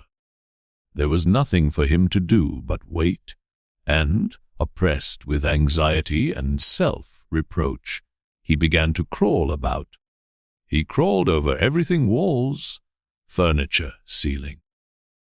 And finally, in his confusion, as the whole room began to spin around him, he fell down into the middle of the dinner table. He lay there for a while, numb and immobile. All around him it was quiet. Maybe that was a good sign. Then there was someone at the door. The maid, of course, had locked herself in her kitchen so that Greet would have to go and answer it. His father had arrived home. "What's happened?" were his first words. Greet's appearance must have made everything clear to him. She answered him with subdued voice and openly pressed her face into his chest. "Mother's fainted. But she's better now. Gregor got out?" "Just as I expected," said his father. "Just as I always said. But you women wouldn't listen. Would you?" It was clear to Gregor that Greet had not said enough, and that his father took it to mean that something bad had happened, that he was responsible for some act of violence. That meant Gregor would now have to try to calm his father, as he did not have the time to explain things to him, even if that had been possible. So he fled to the door of his room and pressed himself against it, so that his father, when he came in from the hall, could see straight away that Gregor had the best intentions and would go back into his room without delay. That it would not be necessary to drive him back, but that they had only to open the door and he would disappear. His father, though, was not in the mood to notice subtleties like that. "Heh!"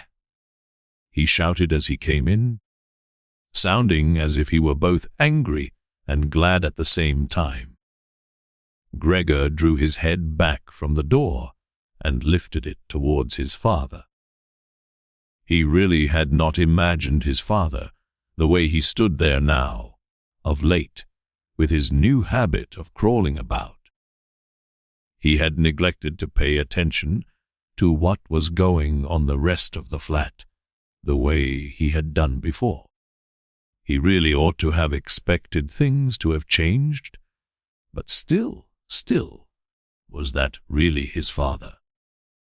The same tired man as used to be laying there, entombed in his bed, when Gregor came back from his business trips? Who would receive him sitting in the armchair in his nightgown when he came back in the evenings? Who was hardly even able to stand up, but, as a sign of his pleasure, would just raise his arms, and who, on the couple of times a year when they went for a walk together on a Sunday or public holiday, wrapped up tightly in his overcoat between Gregor and his mother, would always labor his way forward a little more slowly than them, who were already walking slowly for his sake, who would place his stick down carefully and, if he wanted to say something, would invariably stop and gather his companions around him. He was standing up straight enough now, dressed in a smart blue uniform with gold buttons, the sort worn by the employees at the banking institute. Above the high, stiff collar of the coat, his strong double chin emerged. Under the bushy eyebrows, his piercing dark eyes looked out fresh and alert. His normally unkempt white hair was combed down painfully close to his scalp. He took his cap with its gold monogram from, probably, some bank, and threw it in an arc right across the room onto the sofa, put his hands in his trouser pockets, pushing back the bottom of his long uniform coat, and, with look of determination, walked towards Gregor. He probably did not even know himself what he had in mind, but nonetheless lifted his feet unusually high. Gregor was amazed at the enormous size of the soles of his boots, but wasted no time with that. He knew full well, right from the first day of his new life, that his father thought it necessary to always be extremely strict with him. And so he ran up to his father, stopped when his father stopped, scurried forwards again when he moved, even slightly. In this way they went round the room several times without anything decisive happening, without even giving the impression of a chase, as everything went so slowly. Gregor remained all this time on the floor, largely because he feared his father might see it as especially provoking if he fled onto the wall or ceiling. Whatever he did, Gregor had to admit that he certainly would not be able to keep up this running about for long. As for each step his father took, he had to carry out countless movements. He became noticeably short of breath.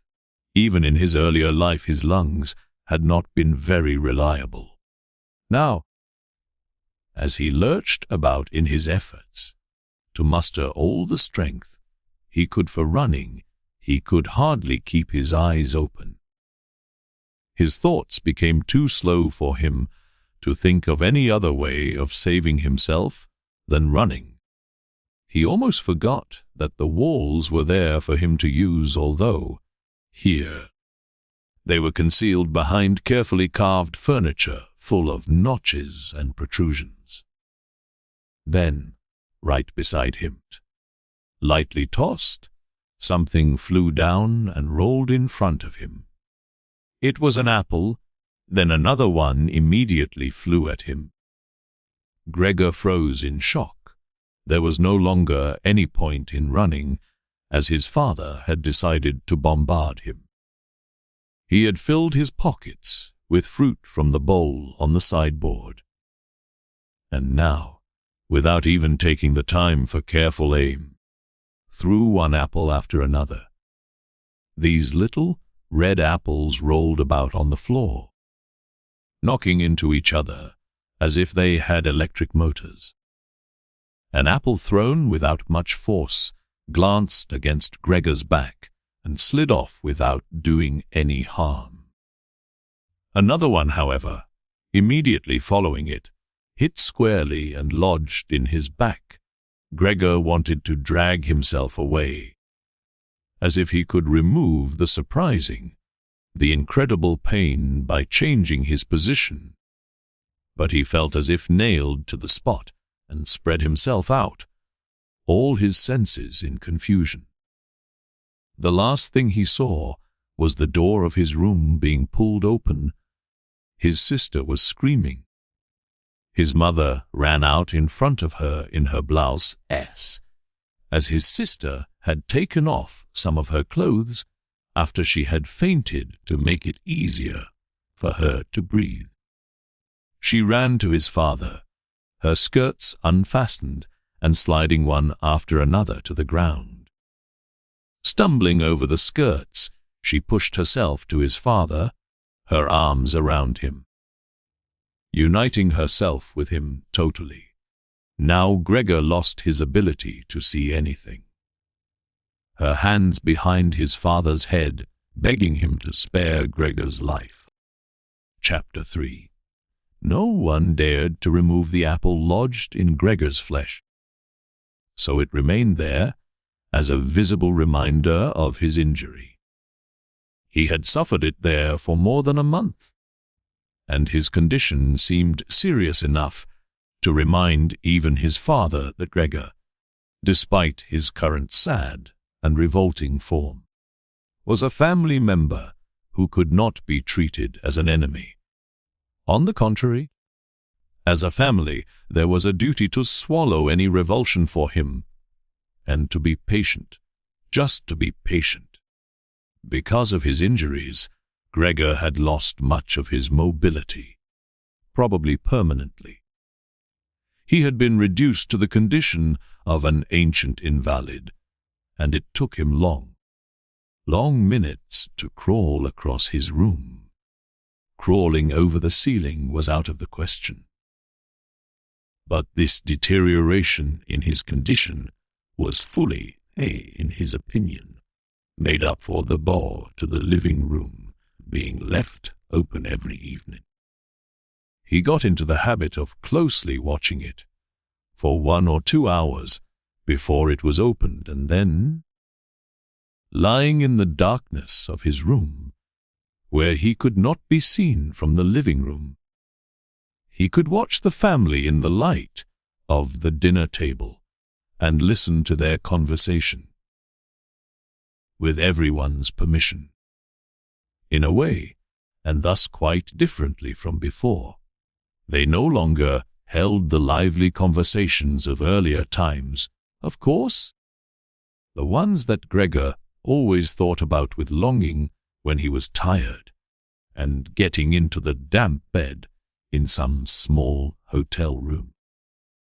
All of them were usually very quiet nowadays. Soon after dinner, his father would go to sleep in his chair.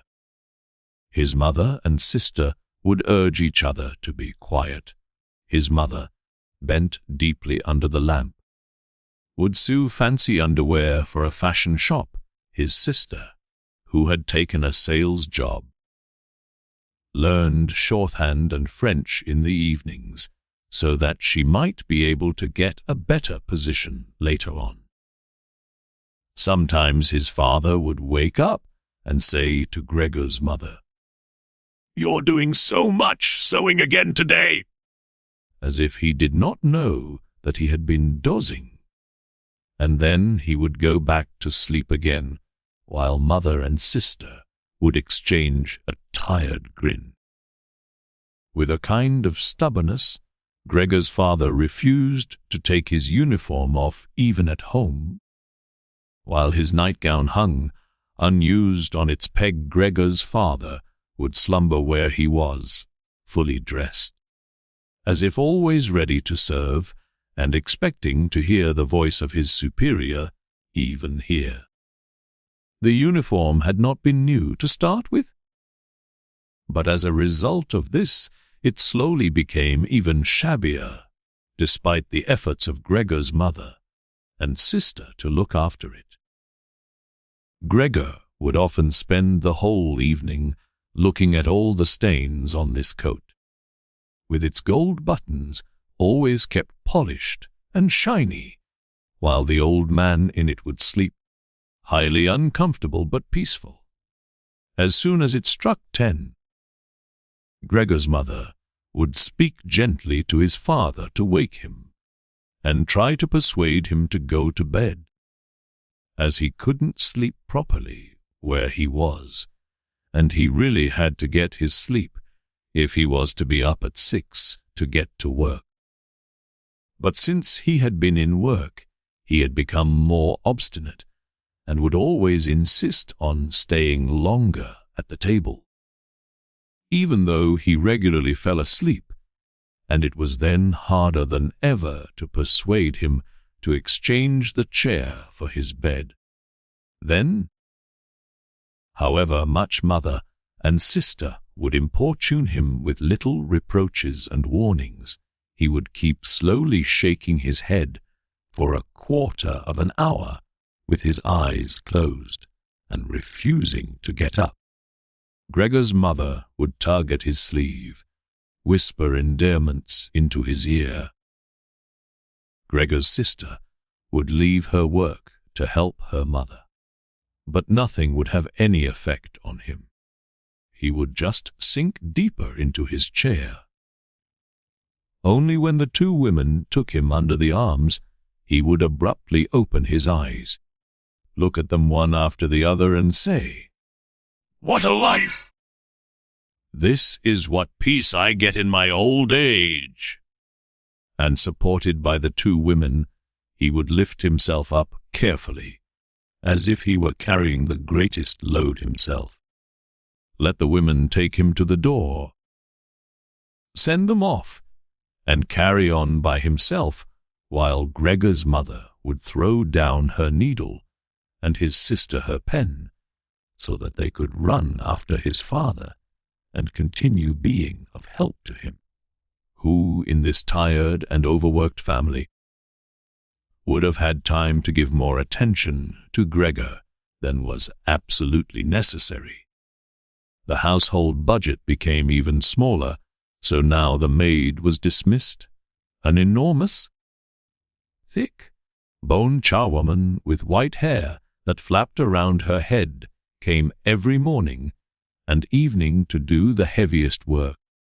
Everything else was looked after by Gregor's mother, on top of the large amount of sewing work she did.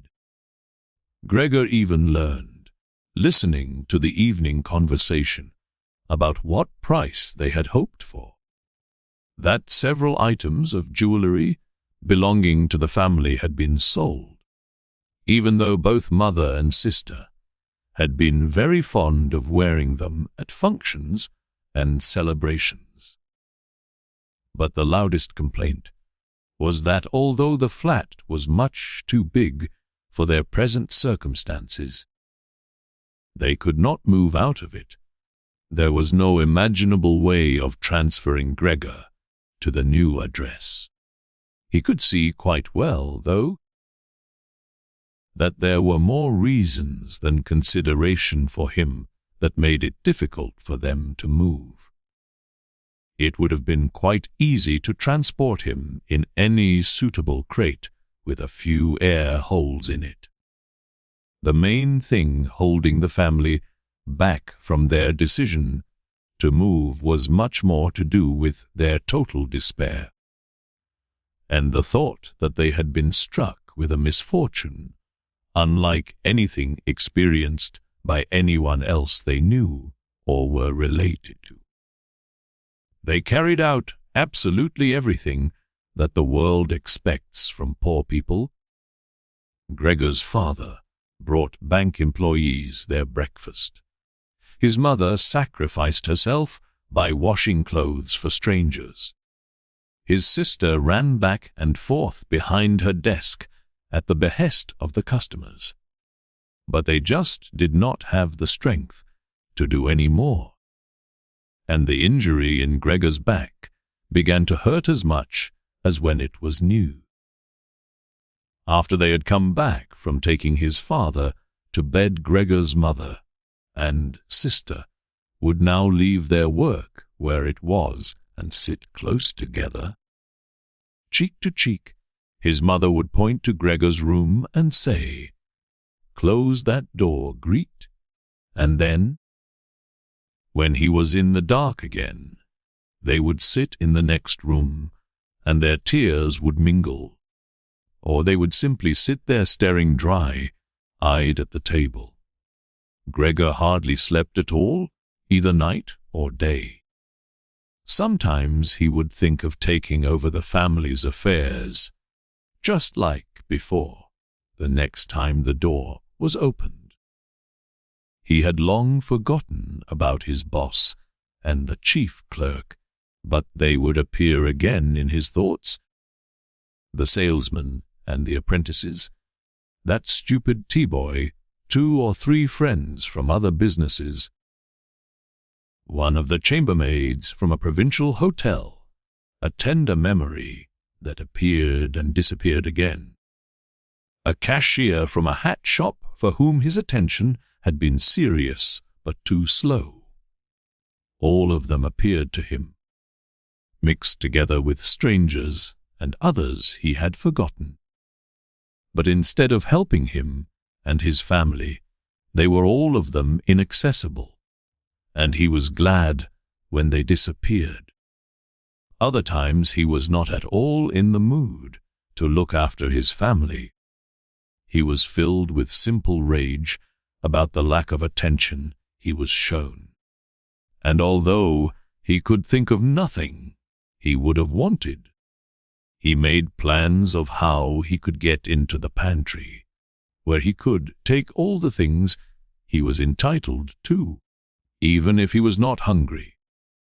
Gregor's sister no longer thought about how she could please him, but would hurriedly push some food or other into his room with her foot before she rushed out to work in the morning and at midday. And in the evening she would sweep it away again with the broom, indifferent as to whether it had been eaten or, more often than not, had been left totally untouched. She still cleared up the room in the evening, but now she could not have been any quicker about it. Smears of dirt were left on the walls here, and there were little balls of dust and filth. At first, Gregor went into one of the worst of these places when his sister arrived as a reproach to her. But he could have stayed there for weeks without his sister doing anything about it. She could see the dirt as well as he could, but she had simply decided to leave him to it. At the same time, she became touchy in a way that was quite new for her, and which everyone in the family understood. Cleaning up Gregor's room was for her, and her alone. Gregor's mother did once thoroughly clean his room, and needed to use several bucketfuls of water to do it. Although that much dampness also made Gregor ill, and he lay flat on the couch, bitter and immobile. But his mother was to be punished still more for what she had done. As hardly had his sister arrived home in the evening than she noticed the change in Gregor's room, and, highly aggrieved, ran back into the living room where, despite her mother's raised and imploring hands, she broke into convulsive tears. Her father, of course, was startled out of his chair, and the two parents looked on astonished and helpless. Then they, too, became agitated. Gregor's father, standing to the right of his mother, accused her of not leaving the cleaning of Gregor's room to his sister, from her left. Gregor's sister screamed at her that she was never to clean Gregor's room again, while his mother tried to draw his father, who was beside himself with anger, into the bedroom. His sister, quaking with tears, thumped on the table with her small fists, and Gregor hissed in anger that no one had even thought of closing the door to save him the sight of this and all its noise. Gregor's sister was exhausted from going out to work, and looking after Gregor as she had done before was even more work for her. But even so, his mother ought certainly not to have taken her place. Gregor, on the other hand, ought not to be neglected.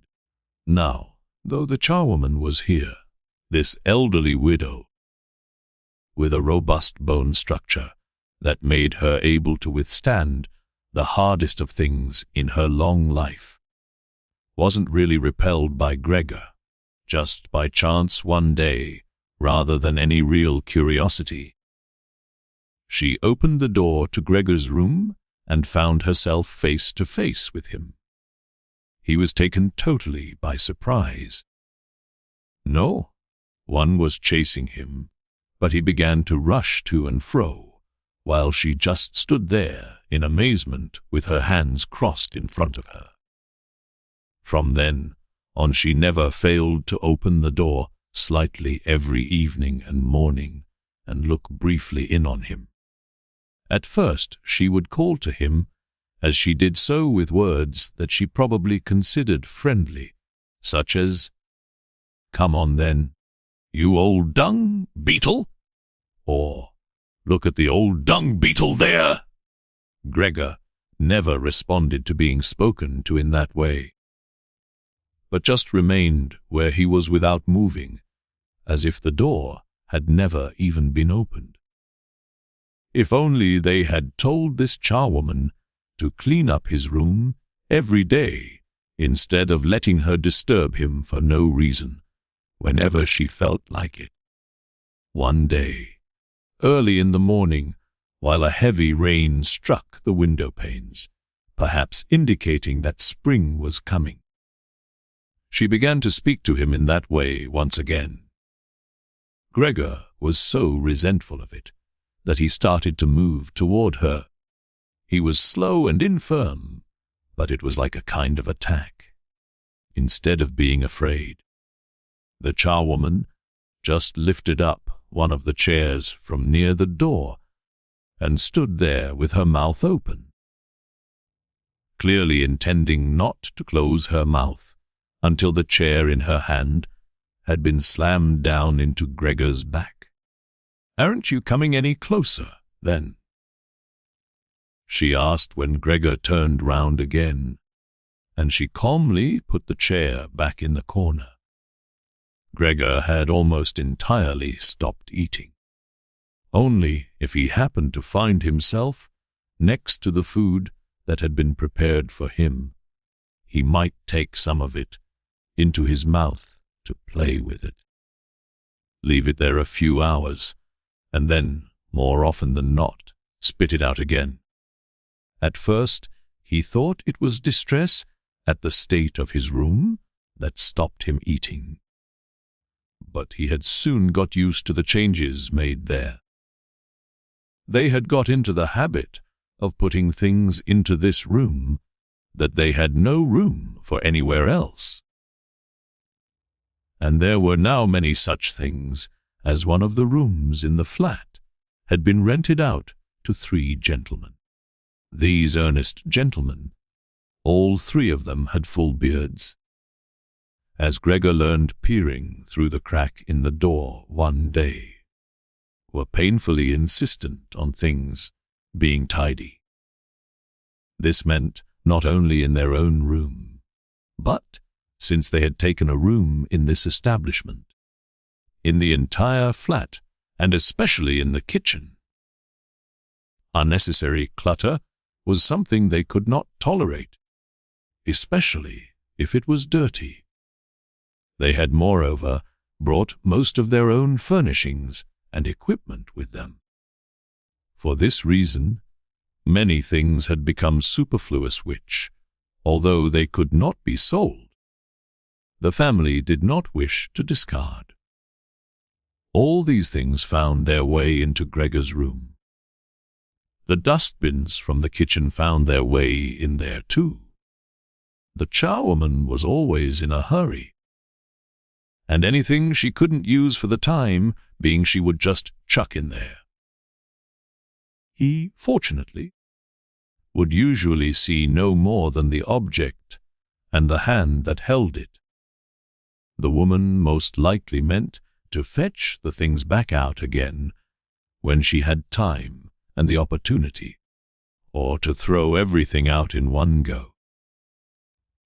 But what actually happened was that they were left where they landed, when they had first been thrown, unless Gregor made his way through the junk and moved it somewhere else. At first he moved it because, with no other room free where he could crawl about, he was forced to. But later on he came to enjoy it, although moving about in that way left him sad and tired to death, and he would remain immobile for hours afterwards. The gentleman who rented the room would sometimes take their evening meal at home in the living room that was used by everyone. And so the door to this room was often kept closed in the evening. But Gregor found it easy to give up having the door open. He had, after all, often failed to make use of it when it was open and, without the family having noticed it, lain in his room in its darkest corner. One time, though, the charwoman left the door to the living room slightly open, and it remained open when the gentleman who rented the room came in the evening, and the light was put on. They sat up at the table where, Formerly, Gregor had taken his meals with his father and mother. They unfolded the serviettes and picked up their knives and forks. Gregor's mother immediately appeared in the doorway with a dish of meat, and soon behind her came his sister with a dish piled high with potatoes. The food was steaming and filled the room with its smell. The gentlemen bent over the dishes set in front of them, as if they wanted to test the food before eating it. And the gentleman in the middle, who seemed to count as an authority for the other two, did indeed cut off a piece of meat while it was still in its dish, clearly wishing to establish whether it was sufficiently cooked or whether it should be sent back to the kitchen. It was to his satisfaction, and Gregor's mother and sister, who had been looking on anxiously, began to breathe again and smiled. The family themselves ate in the kitchen. Nonetheless, Gregor's father came into the living room before he went into the kitchen, bowed once with his cap in his hand, and did his round of the table. The gentlemen stood as one, and mumbled something into their beards. Then, once they were alone, they ate in near perfect silence. It seemed remarkable to Gregor that above all the various noises of eating their chewing teeth could still be heard, as if they had wanted to show Gregor that you need teeth in order to eat, and it was not possible to perform anything with jaws that are toothless, however nice they might be. "I'd like to eat something," said Gregor anxiously, "but not anything like their eating. They do feed themselves, and here I am dying." Throughout all this time, Gregor could not remember having heard the violin being played, but this evening it began to be heard from the kitchen. The three gentlemen had already finished their meal. The one in the middle had produced a newspaper, given a page to each of the others, and now they leant back in their chairs, reading them and smoking. When the violin began playing, they became attentive, stood up, and went on tiptoe over to the door of the hallway, where they stood pressed against each other. Someone must have heard them in the kitchen, as Gregor's father called out, "As the playing perhaps unpleasant for the gentlemen, we can stop it straight away." "On the contrary," said the middle gentleman, "would the young lady not like to come in and play for us here in the room, where it is, after all, much more cosy and comfortable?" "Oh yes, we'd love to," called back Gregor's father, as if he had been the violin player himself. The gentleman stepped back into the room and waited. Gregor's father soon appeared with the music stand, his mother with the music, and his sister with the violin. She calmly prepared everything for her to begin playing. His parents, who had never rented a room out before, and therefore showed an exaggerated courtesy towards the three gentlemen, did not even dare to sit on their own chairs. His father leant against the door with his right hand pushed in between two buttons on his uniform coat. His mother, though, was offered a seat by one of the gentlemen and sat, leaving the chair where the gentleman happened to have placed it, out of the way in a corner. His sister began to play. Father and mother paid close attention, one on each side, to the movements of her hands. Drawn in by the playing, Gregor had dared to come forward a little and already had his head in the living room. Before, he had taken great pride in how considerate he was, but now it hardly occurred to him that he had become so thoughtless about the others. What's more, there was now all the more reason to keep himself hidden, as he was covered in the dust that lay everywhere in his room, and flew up at the slightest movement. He carried threads, hairs, and remains of food about on his back and sides. He was much too indifferent to everything now to lay on his back and wipe himself on the carpet like he had used to do several times a day. And despite this condition, he was not too shy to move forward a little onto the immaculate floor of the living room. No one noticed him, though. The family was totally preoccupied with the violin playing.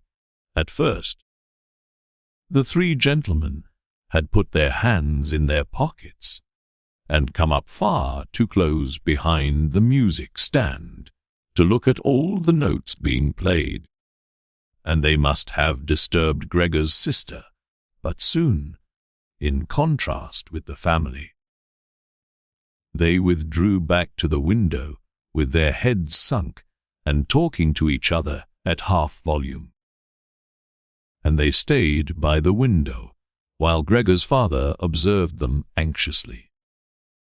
It really now seemed very obvious that they had expected to hear some beautiful or entertaining violin playing, but had been disappointed. That they had had enough of the whole performance, and it was only now out of politeness that they allowed their peace to be disturbed. It was especially unnerving, the way they all blew the smoke from their cigarettes upwards from their mouth and noses. Yet Gregor's sister was playing so beautifully, her face was leant to one side, following the lines of music with a careful and melancholy expression. Gregor crawled a little further forward, keeping his head close to the ground so that he could meet her eyes if the chance came. Was he an animal if music could captivate him so? It seemed to him that he was being shown the way to the unknown nourishment he had been yearning for.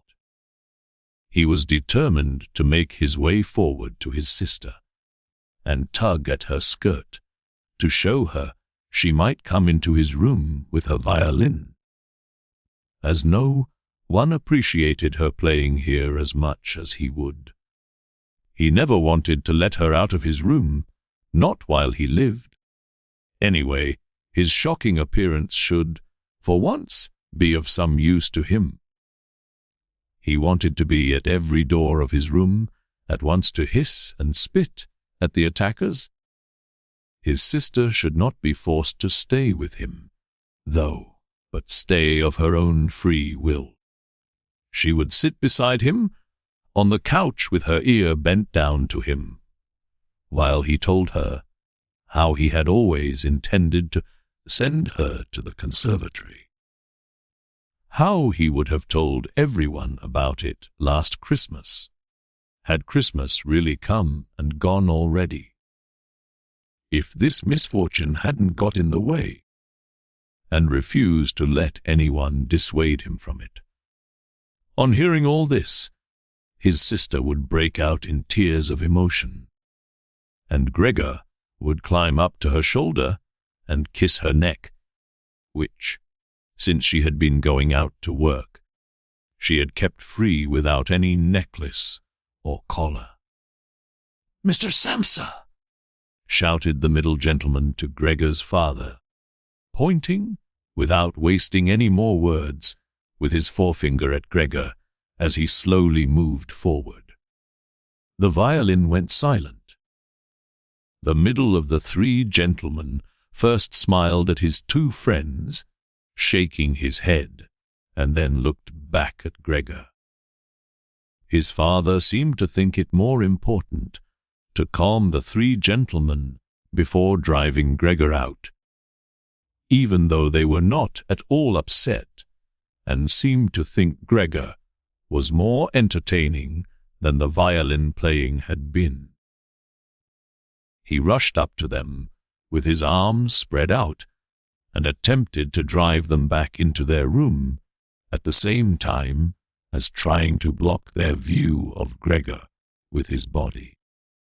Now they did become a little annoyed, and it was not clear whether it was his father's behavior that annoyed them or the dawning realization that they had had a neighbor like Gregor in the next room without knowing it.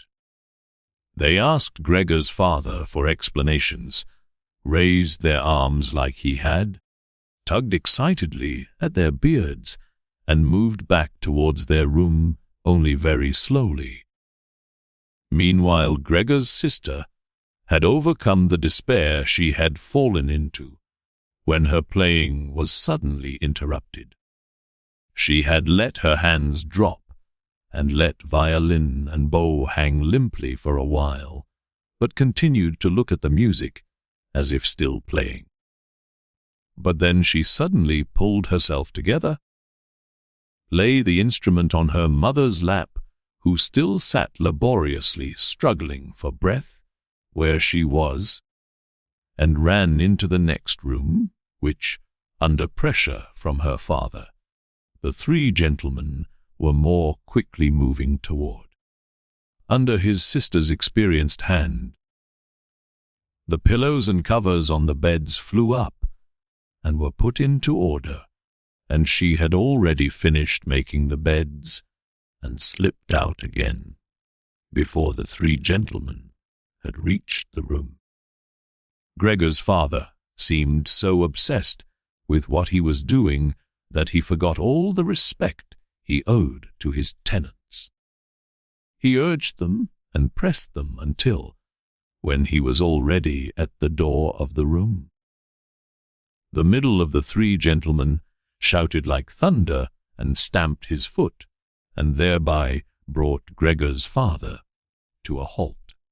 "I declare here and now," he said, raising his hand and glancing at Gregor's mother and sister to gain their attention too, that with regard to the repugnant conditions that prevail in this flat and with this family. Here he looked briefly, but decisively at the floor. "I give immediate notice on my room. For the days that I have been living here I will, of course, pay nothing at all. On the contrary, I will consider whether to proceed with some kind of action for damages from you. And believe me, it would be very easy to set out the grounds for such an action." He was silent and looked straight ahead, as if waiting for something. And indeed, his two friends joined in with the words, "And we also give immediate notice." With that, he took hold of the door handle and slammed the door. Gregor's father staggered back to his seat, feeling his way with his hands, and fell into it. It looked as if he was stretching himself out for his usual evening nap, but from the uncontrolled way his head nodding, it could be seen that he was not sleeping at all. Throughout all this, Gregor had lain still where the three gentlemen had first seen him. His disappointment at the failure of his plan, and perhaps also because he was weak from hunger, made it impossible for him to move. He was sure that everyone would turn on him any moment, and he waited. He was not even startled out of this state when the violin on his mother's lap fell from her trembling fingers and landed loudly on the floor. "Father, mother," said his sister, hitting the table with her hand as introduction, "we can't carry on like this. Maybe you can't see it, but I can. I don't want to call this monster my brother. All I can say is, we have to try and get rid of it. We've done all that's humanly possible to look after it and be patient. I don't think anyone could accuse us of doing anything wrong. She's absolutely right, said Gregor's father to himself.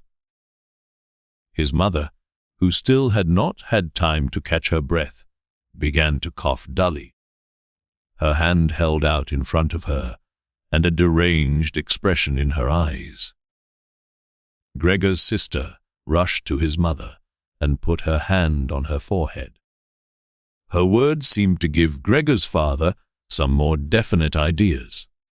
He sat upright, played with his uniform cap between the plates left by the three gentlemen after their meal, and occasionally looked down at Gregor as he lay there immobile. We have to try and get rid of it, said Gregor's sister, now speaking only to her father, as her mother was too occupied with coughing to listen. It'll be the death of both of you. I can see it coming. We can't all work as hard as we have to and then come home to be tortured like this. We can't endure it. I can't endure it any more. And she broke out so heavily in tears that they flowed down the face of her mother, and she wiped them away with mechanical hand movements. My child, said her father with sympathy and obvious understanding. What are we to do? His sister just shrugged her shoulders as a sign of the helplessness and tears that had taken hold of her, displacing her earlier certainty. If he could just understand us, said his father, almost as a question. His sister shook her hand vigorously through her tears, as a sign that of that there was no question. If he could just understand us, repeated Gregor's father, closing his eyes in acceptance of his sister's certainty that that was quite impossible. Then perhaps we could come to some kind of arrangement with him. But as it is, it's got to go, shouted his sister. That's the only way, father. You've got to get rid of the idea that that's Gregor. We've only harmed ourselves by believing it for so long. How can that be Gregor? If it were Gregor, he would have seen long ago that it's not possible for human beings to live with an animal like that, and he would have gone of his own free will. We wouldn't have a brother any more then, but we could carry on with our lives and remember him with respect. As it is, this animal is persecuting us. It's driven out our tenants. It obviously wants to take over the whole flat and force us to sleep on the streets. Father, look, just look. She suddenly screamed, He's starting again. In her alarm, which was totally beyond Gregor's comprehension. His sister even abandoned his mother as she pushed herself vigorously out of her chair, as if more willing to sacrifice her own mother than stay anywhere near Gregor. She rushed over to behind her father, who had become excited merely because she was, and stood up half, raising his hands in front of Gregor's sister, as if to protect her. But Gregor had had no intention of frightening anyone, least of all his sister. All he had done was begin to turn round so that he could go back into his room, although that was in itself quite startling, as his pain-racked condition meant that turning round required a great deal of effort, and he was using his head to help himself do it, repeatedly raising it and striking it against the floor. He stopped and looked round. They seemed to have realized his good intention and had only been alarmed briefly. Now they all looked at him in unhappy silence. His mother lay in her chair with her legs stretched out and pressed against each other. Her eyes nearly closed with exhaustion. His sister sat next to his father with her arms around his neck. "Maybe now they'll let me turn round," thought Gregor, and went back to work. He could not help panting loudly with the effort, and had sometimes to stop and take a rest. No one was making him rush any more. Everything was left up to him. As soon as he had finally finished turning round, he began to move straight ahead. He was amazed at the great distance that separated him from his room, and could not understand how he had covered that distance in his weak state a little while before, and almost without noticing it. He concentrated on crawling as fast as he could, and hardly noticed that there was not a word, not any cry, from his family to distract him. He did not turn his head until he had reached the doorway. He did not turn it all the way round, as he felt his neck becoming stiff. But it was nonetheless enough to see that nothing behind him had changed. Only his sister had stood up. With his last glance he saw that his mother had now fallen completely asleep. He was hardly inside his room before the door was hurriedly shut, bolted and locked. The sudden noise behind Gregor so startled him that his little legs collapsed under him. It was his sister, who had been in so much of a rush. She had been standing there waiting and sprung forward lightly. Gregor had not heard her coming at all, and as she turned the key in the lock, she said loudly to her parents, "At last?" "What now, then?" Gregor asked himself as he looked round in the darkness. He soon made the discovery that he could no longer move at all. This was no surprise to him. It seemed rather that being able to actually move around on those spindly little legs until then was unnatural. He also felt relatively comfortable. It is true that his entire body was aching, but the pain seemed to be slowly getting weaker and weaker, and would finally disappear altogether. He could already hardly feel the decayed apple in his back or the inflamed area around it, which was entirely covered in white dust. He thought back of his family with emotion and love. If it was possible, he felt that he must go away even more strongly than his sister. He remained in this state of empty and peaceful rumination until he heard the clock tower strike 3 in the morning. He watched as it slowly began to get light everywhere outside the window too. Then, without his willing it, his head sank down completely, and his last breath flowed weakly from his nostrils. When the cleaner came in early in the morning, they'd often asked her not to keep slamming the doors, but with her strength, and in her hurry she still did, so that everyone in the flat knew when she'd arrived, and from then on it was impossible to sleep in peace. She made her usual brief look in on Gregor, and at first found nothing special. She thought he was laying there, so still on purpose, playing the martyr. She attributed all possible understanding to him. She happened to be holding the long broom in her hand, so she tried to tickle Gregor with it from the doorway. When she had no success, with that she tried to make a nuisance of herself and poked at him a little. And only when she found she could shove him across the floor with no resistance at all did she start to pay attention.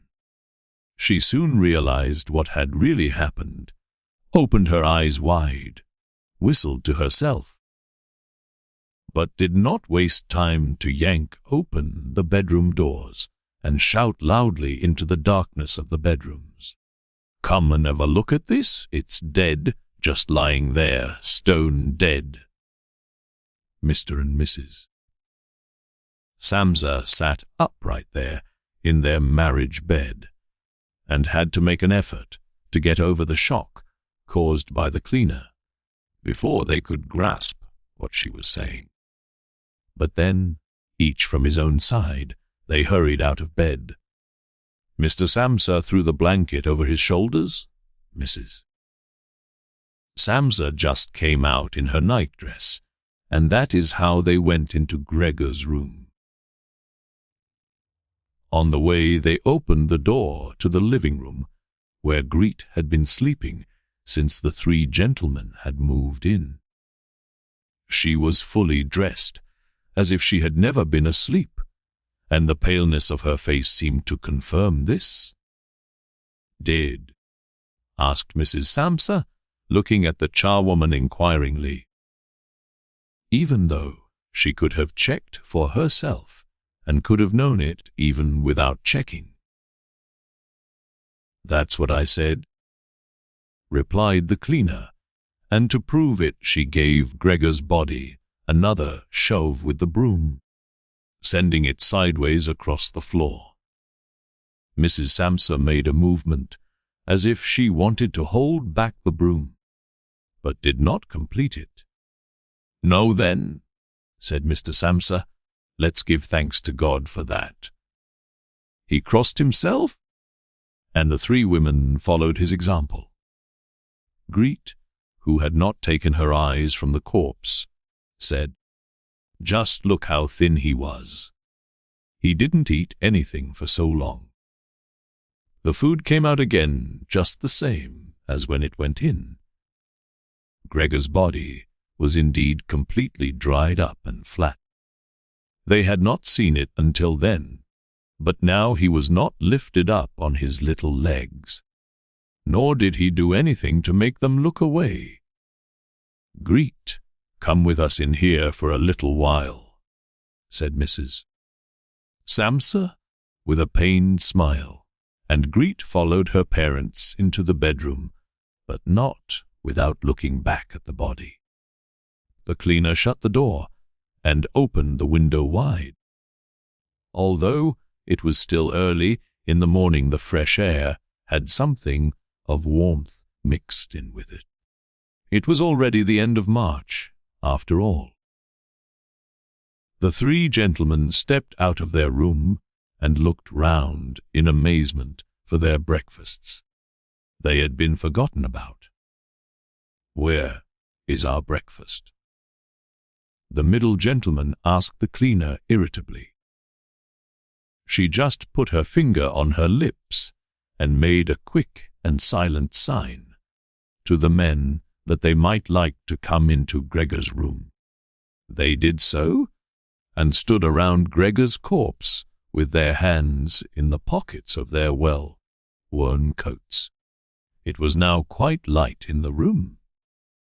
Then the door of the bedroom opened and Mr. Samsa appeared in his uniform with his wife on one arm and his daughter on the other. All of them had been crying a little. Greet now, and then pressed her face against her father's arm. "Leave my home now," said Mr. Samsa, indicating the door, and without letting the women from him. "What do you mean?" asked the middle of the three gentlemen, somewhat disconcerted, and he smiled sweetly. The other two held their hands behind their backs and continually rubbed them together in gleeful anticipation of a loud quarrel, which could only end in their favor. "I mean just what I said," answered Mr. Samsa, and, with his two companions, went in a straight line towards the man. At first he stood there still, looking at the ground, as if the contents of his head were rearranging themselves into new positions. "All right, we'll go then," he said, and looked up at Mr. Samsa as if he had been suddenly overcome with humility and wanted permission again from Mr. Samsa for his decision. Mr. Samsa merely opened his eyes wide and briefly nodded to him several times. At that, and without delay, the man actually did take long strides into the front hallway. His two friends had stopped rubbing their hands some time before and had been listening to what was being said. Now they jumped off after their friend, as if taken with a sudden fear that Mr. Samsa might go into the hallway in front of them and break the connection with their leader. Once there, all three took their hats from the stand, took their sticks from the holder, bowed without a word, and left the premises. Mr. Samsa and the two women followed them out onto the landing, but they had had no reason to mistrust the men's intentions, and as they leaned over the landing, they saw how the three gentlemen made slow but steady progress down the many steps. As they turned the corner, on each floor they disappeared and would reappear a few moments later. The further down they went, the more that the Samsa family lost interest in them. When a butcher's boy, proud of posture with his tray on his head, passed them on his way up and came nearer than they were Mr. Samsa, and the women came away from the landing and went, as if relieved, back into the flat. They decided the best way to make use of that day was for relaxation and to go for a walk. Not only had they earned a break from work, but they were in serious need of it. So they sat at the table and wrote 3 letters of excusal, Mr. Samsa to his employers, Mrs. Samsa to her contractor, and Greet to her principal. The cleaner came in while they were writing to tell them she was going. She'd finished her work for that morning. The 3 of them, at first, just nodded without looking up from what they were writing, and it was only when the cleaner still did not seem to want to leave that they looked up in irritation. "Well?" asked Mr. Samsa. The charwoman stood in the doorway with a smile on her face, as if she had some tremendous good news to report, but would only do it if she was clearly asked to. The almost vertical little ostrich feather on her hat, which had been a source of irritation to Mr. Samsa all the time she had been working for them, swayed gently in all directions. "What is it you want then?" asked Mrs. Samsa, whom the cleaner had the most respect for. "Yes," she answered, and broke into a friendly laugh that made her unable to speak straight away. "Well then, that thing in there. You needn't worry about how you're going to get rid of it. That's all been sorted out." Mrs. Samsa and Greet bent down over their letters as if intent on continuing with what they were writing. Mr. Samsa saw that the cleaner wanted to start describing everything in detail, but, with outstretched hand, he made it quite clear that she was not to. So, as she was prevented from telling them all about it, she suddenly remembered what a hurry she was in, and, clearly peeved, called out, "Cheerio then, everyone," turned round sharply and left, slamming the door terribly as she went. "Tonight she gets sacked," said Mr. Samsa. But he received no reply from either his wife or his daughter, as the charwoman seemed to have destroyed the peace they had only just gained. They got up and went over to the window, where they remained with their arms around each other. "Mr. Samsa twisted round in his chair to look at them and sat there watching for a while. Then he called out, "Come here." Then, "Let's forget about all that old stuff, shall we? Come and give me a bit of attention." The two women immediately did as he said, hurrying over to him where they kissed him and hugged him, and then they quickly finished their letters. After that, the three of them left the flat together, which was something they had not done for months, and took the tram out to the open country outside the town. They had the tram filled with warm sunshine, all to themselves, leant back comfortably on their seats. They discussed their prospects and found that on closer examination they were not at all bad. Until then, had never asked each other about their work, but all three had jobs which were very good and held particularly good promise for the future. The greatest improvement for the time being, of course, would be achieved quite easily by moving house. What they needed now was a flat that was smaller and cheaper than the current one, which had been chosen by Gregor. One that was in a better location and, most of all, more practical. All the time, Greet was becoming livelier. With all the worry they had been having of late, her cheeks had become pale, but while they were talking, Mr. and Mrs. Samsa were struck almost simultaneously with the thought of how their daughter was blossoming into a well-built and beautiful young lady. They became quieter, just from each other's glance, and almost without knowing it they agreed that it would soon be time to find a good man for her.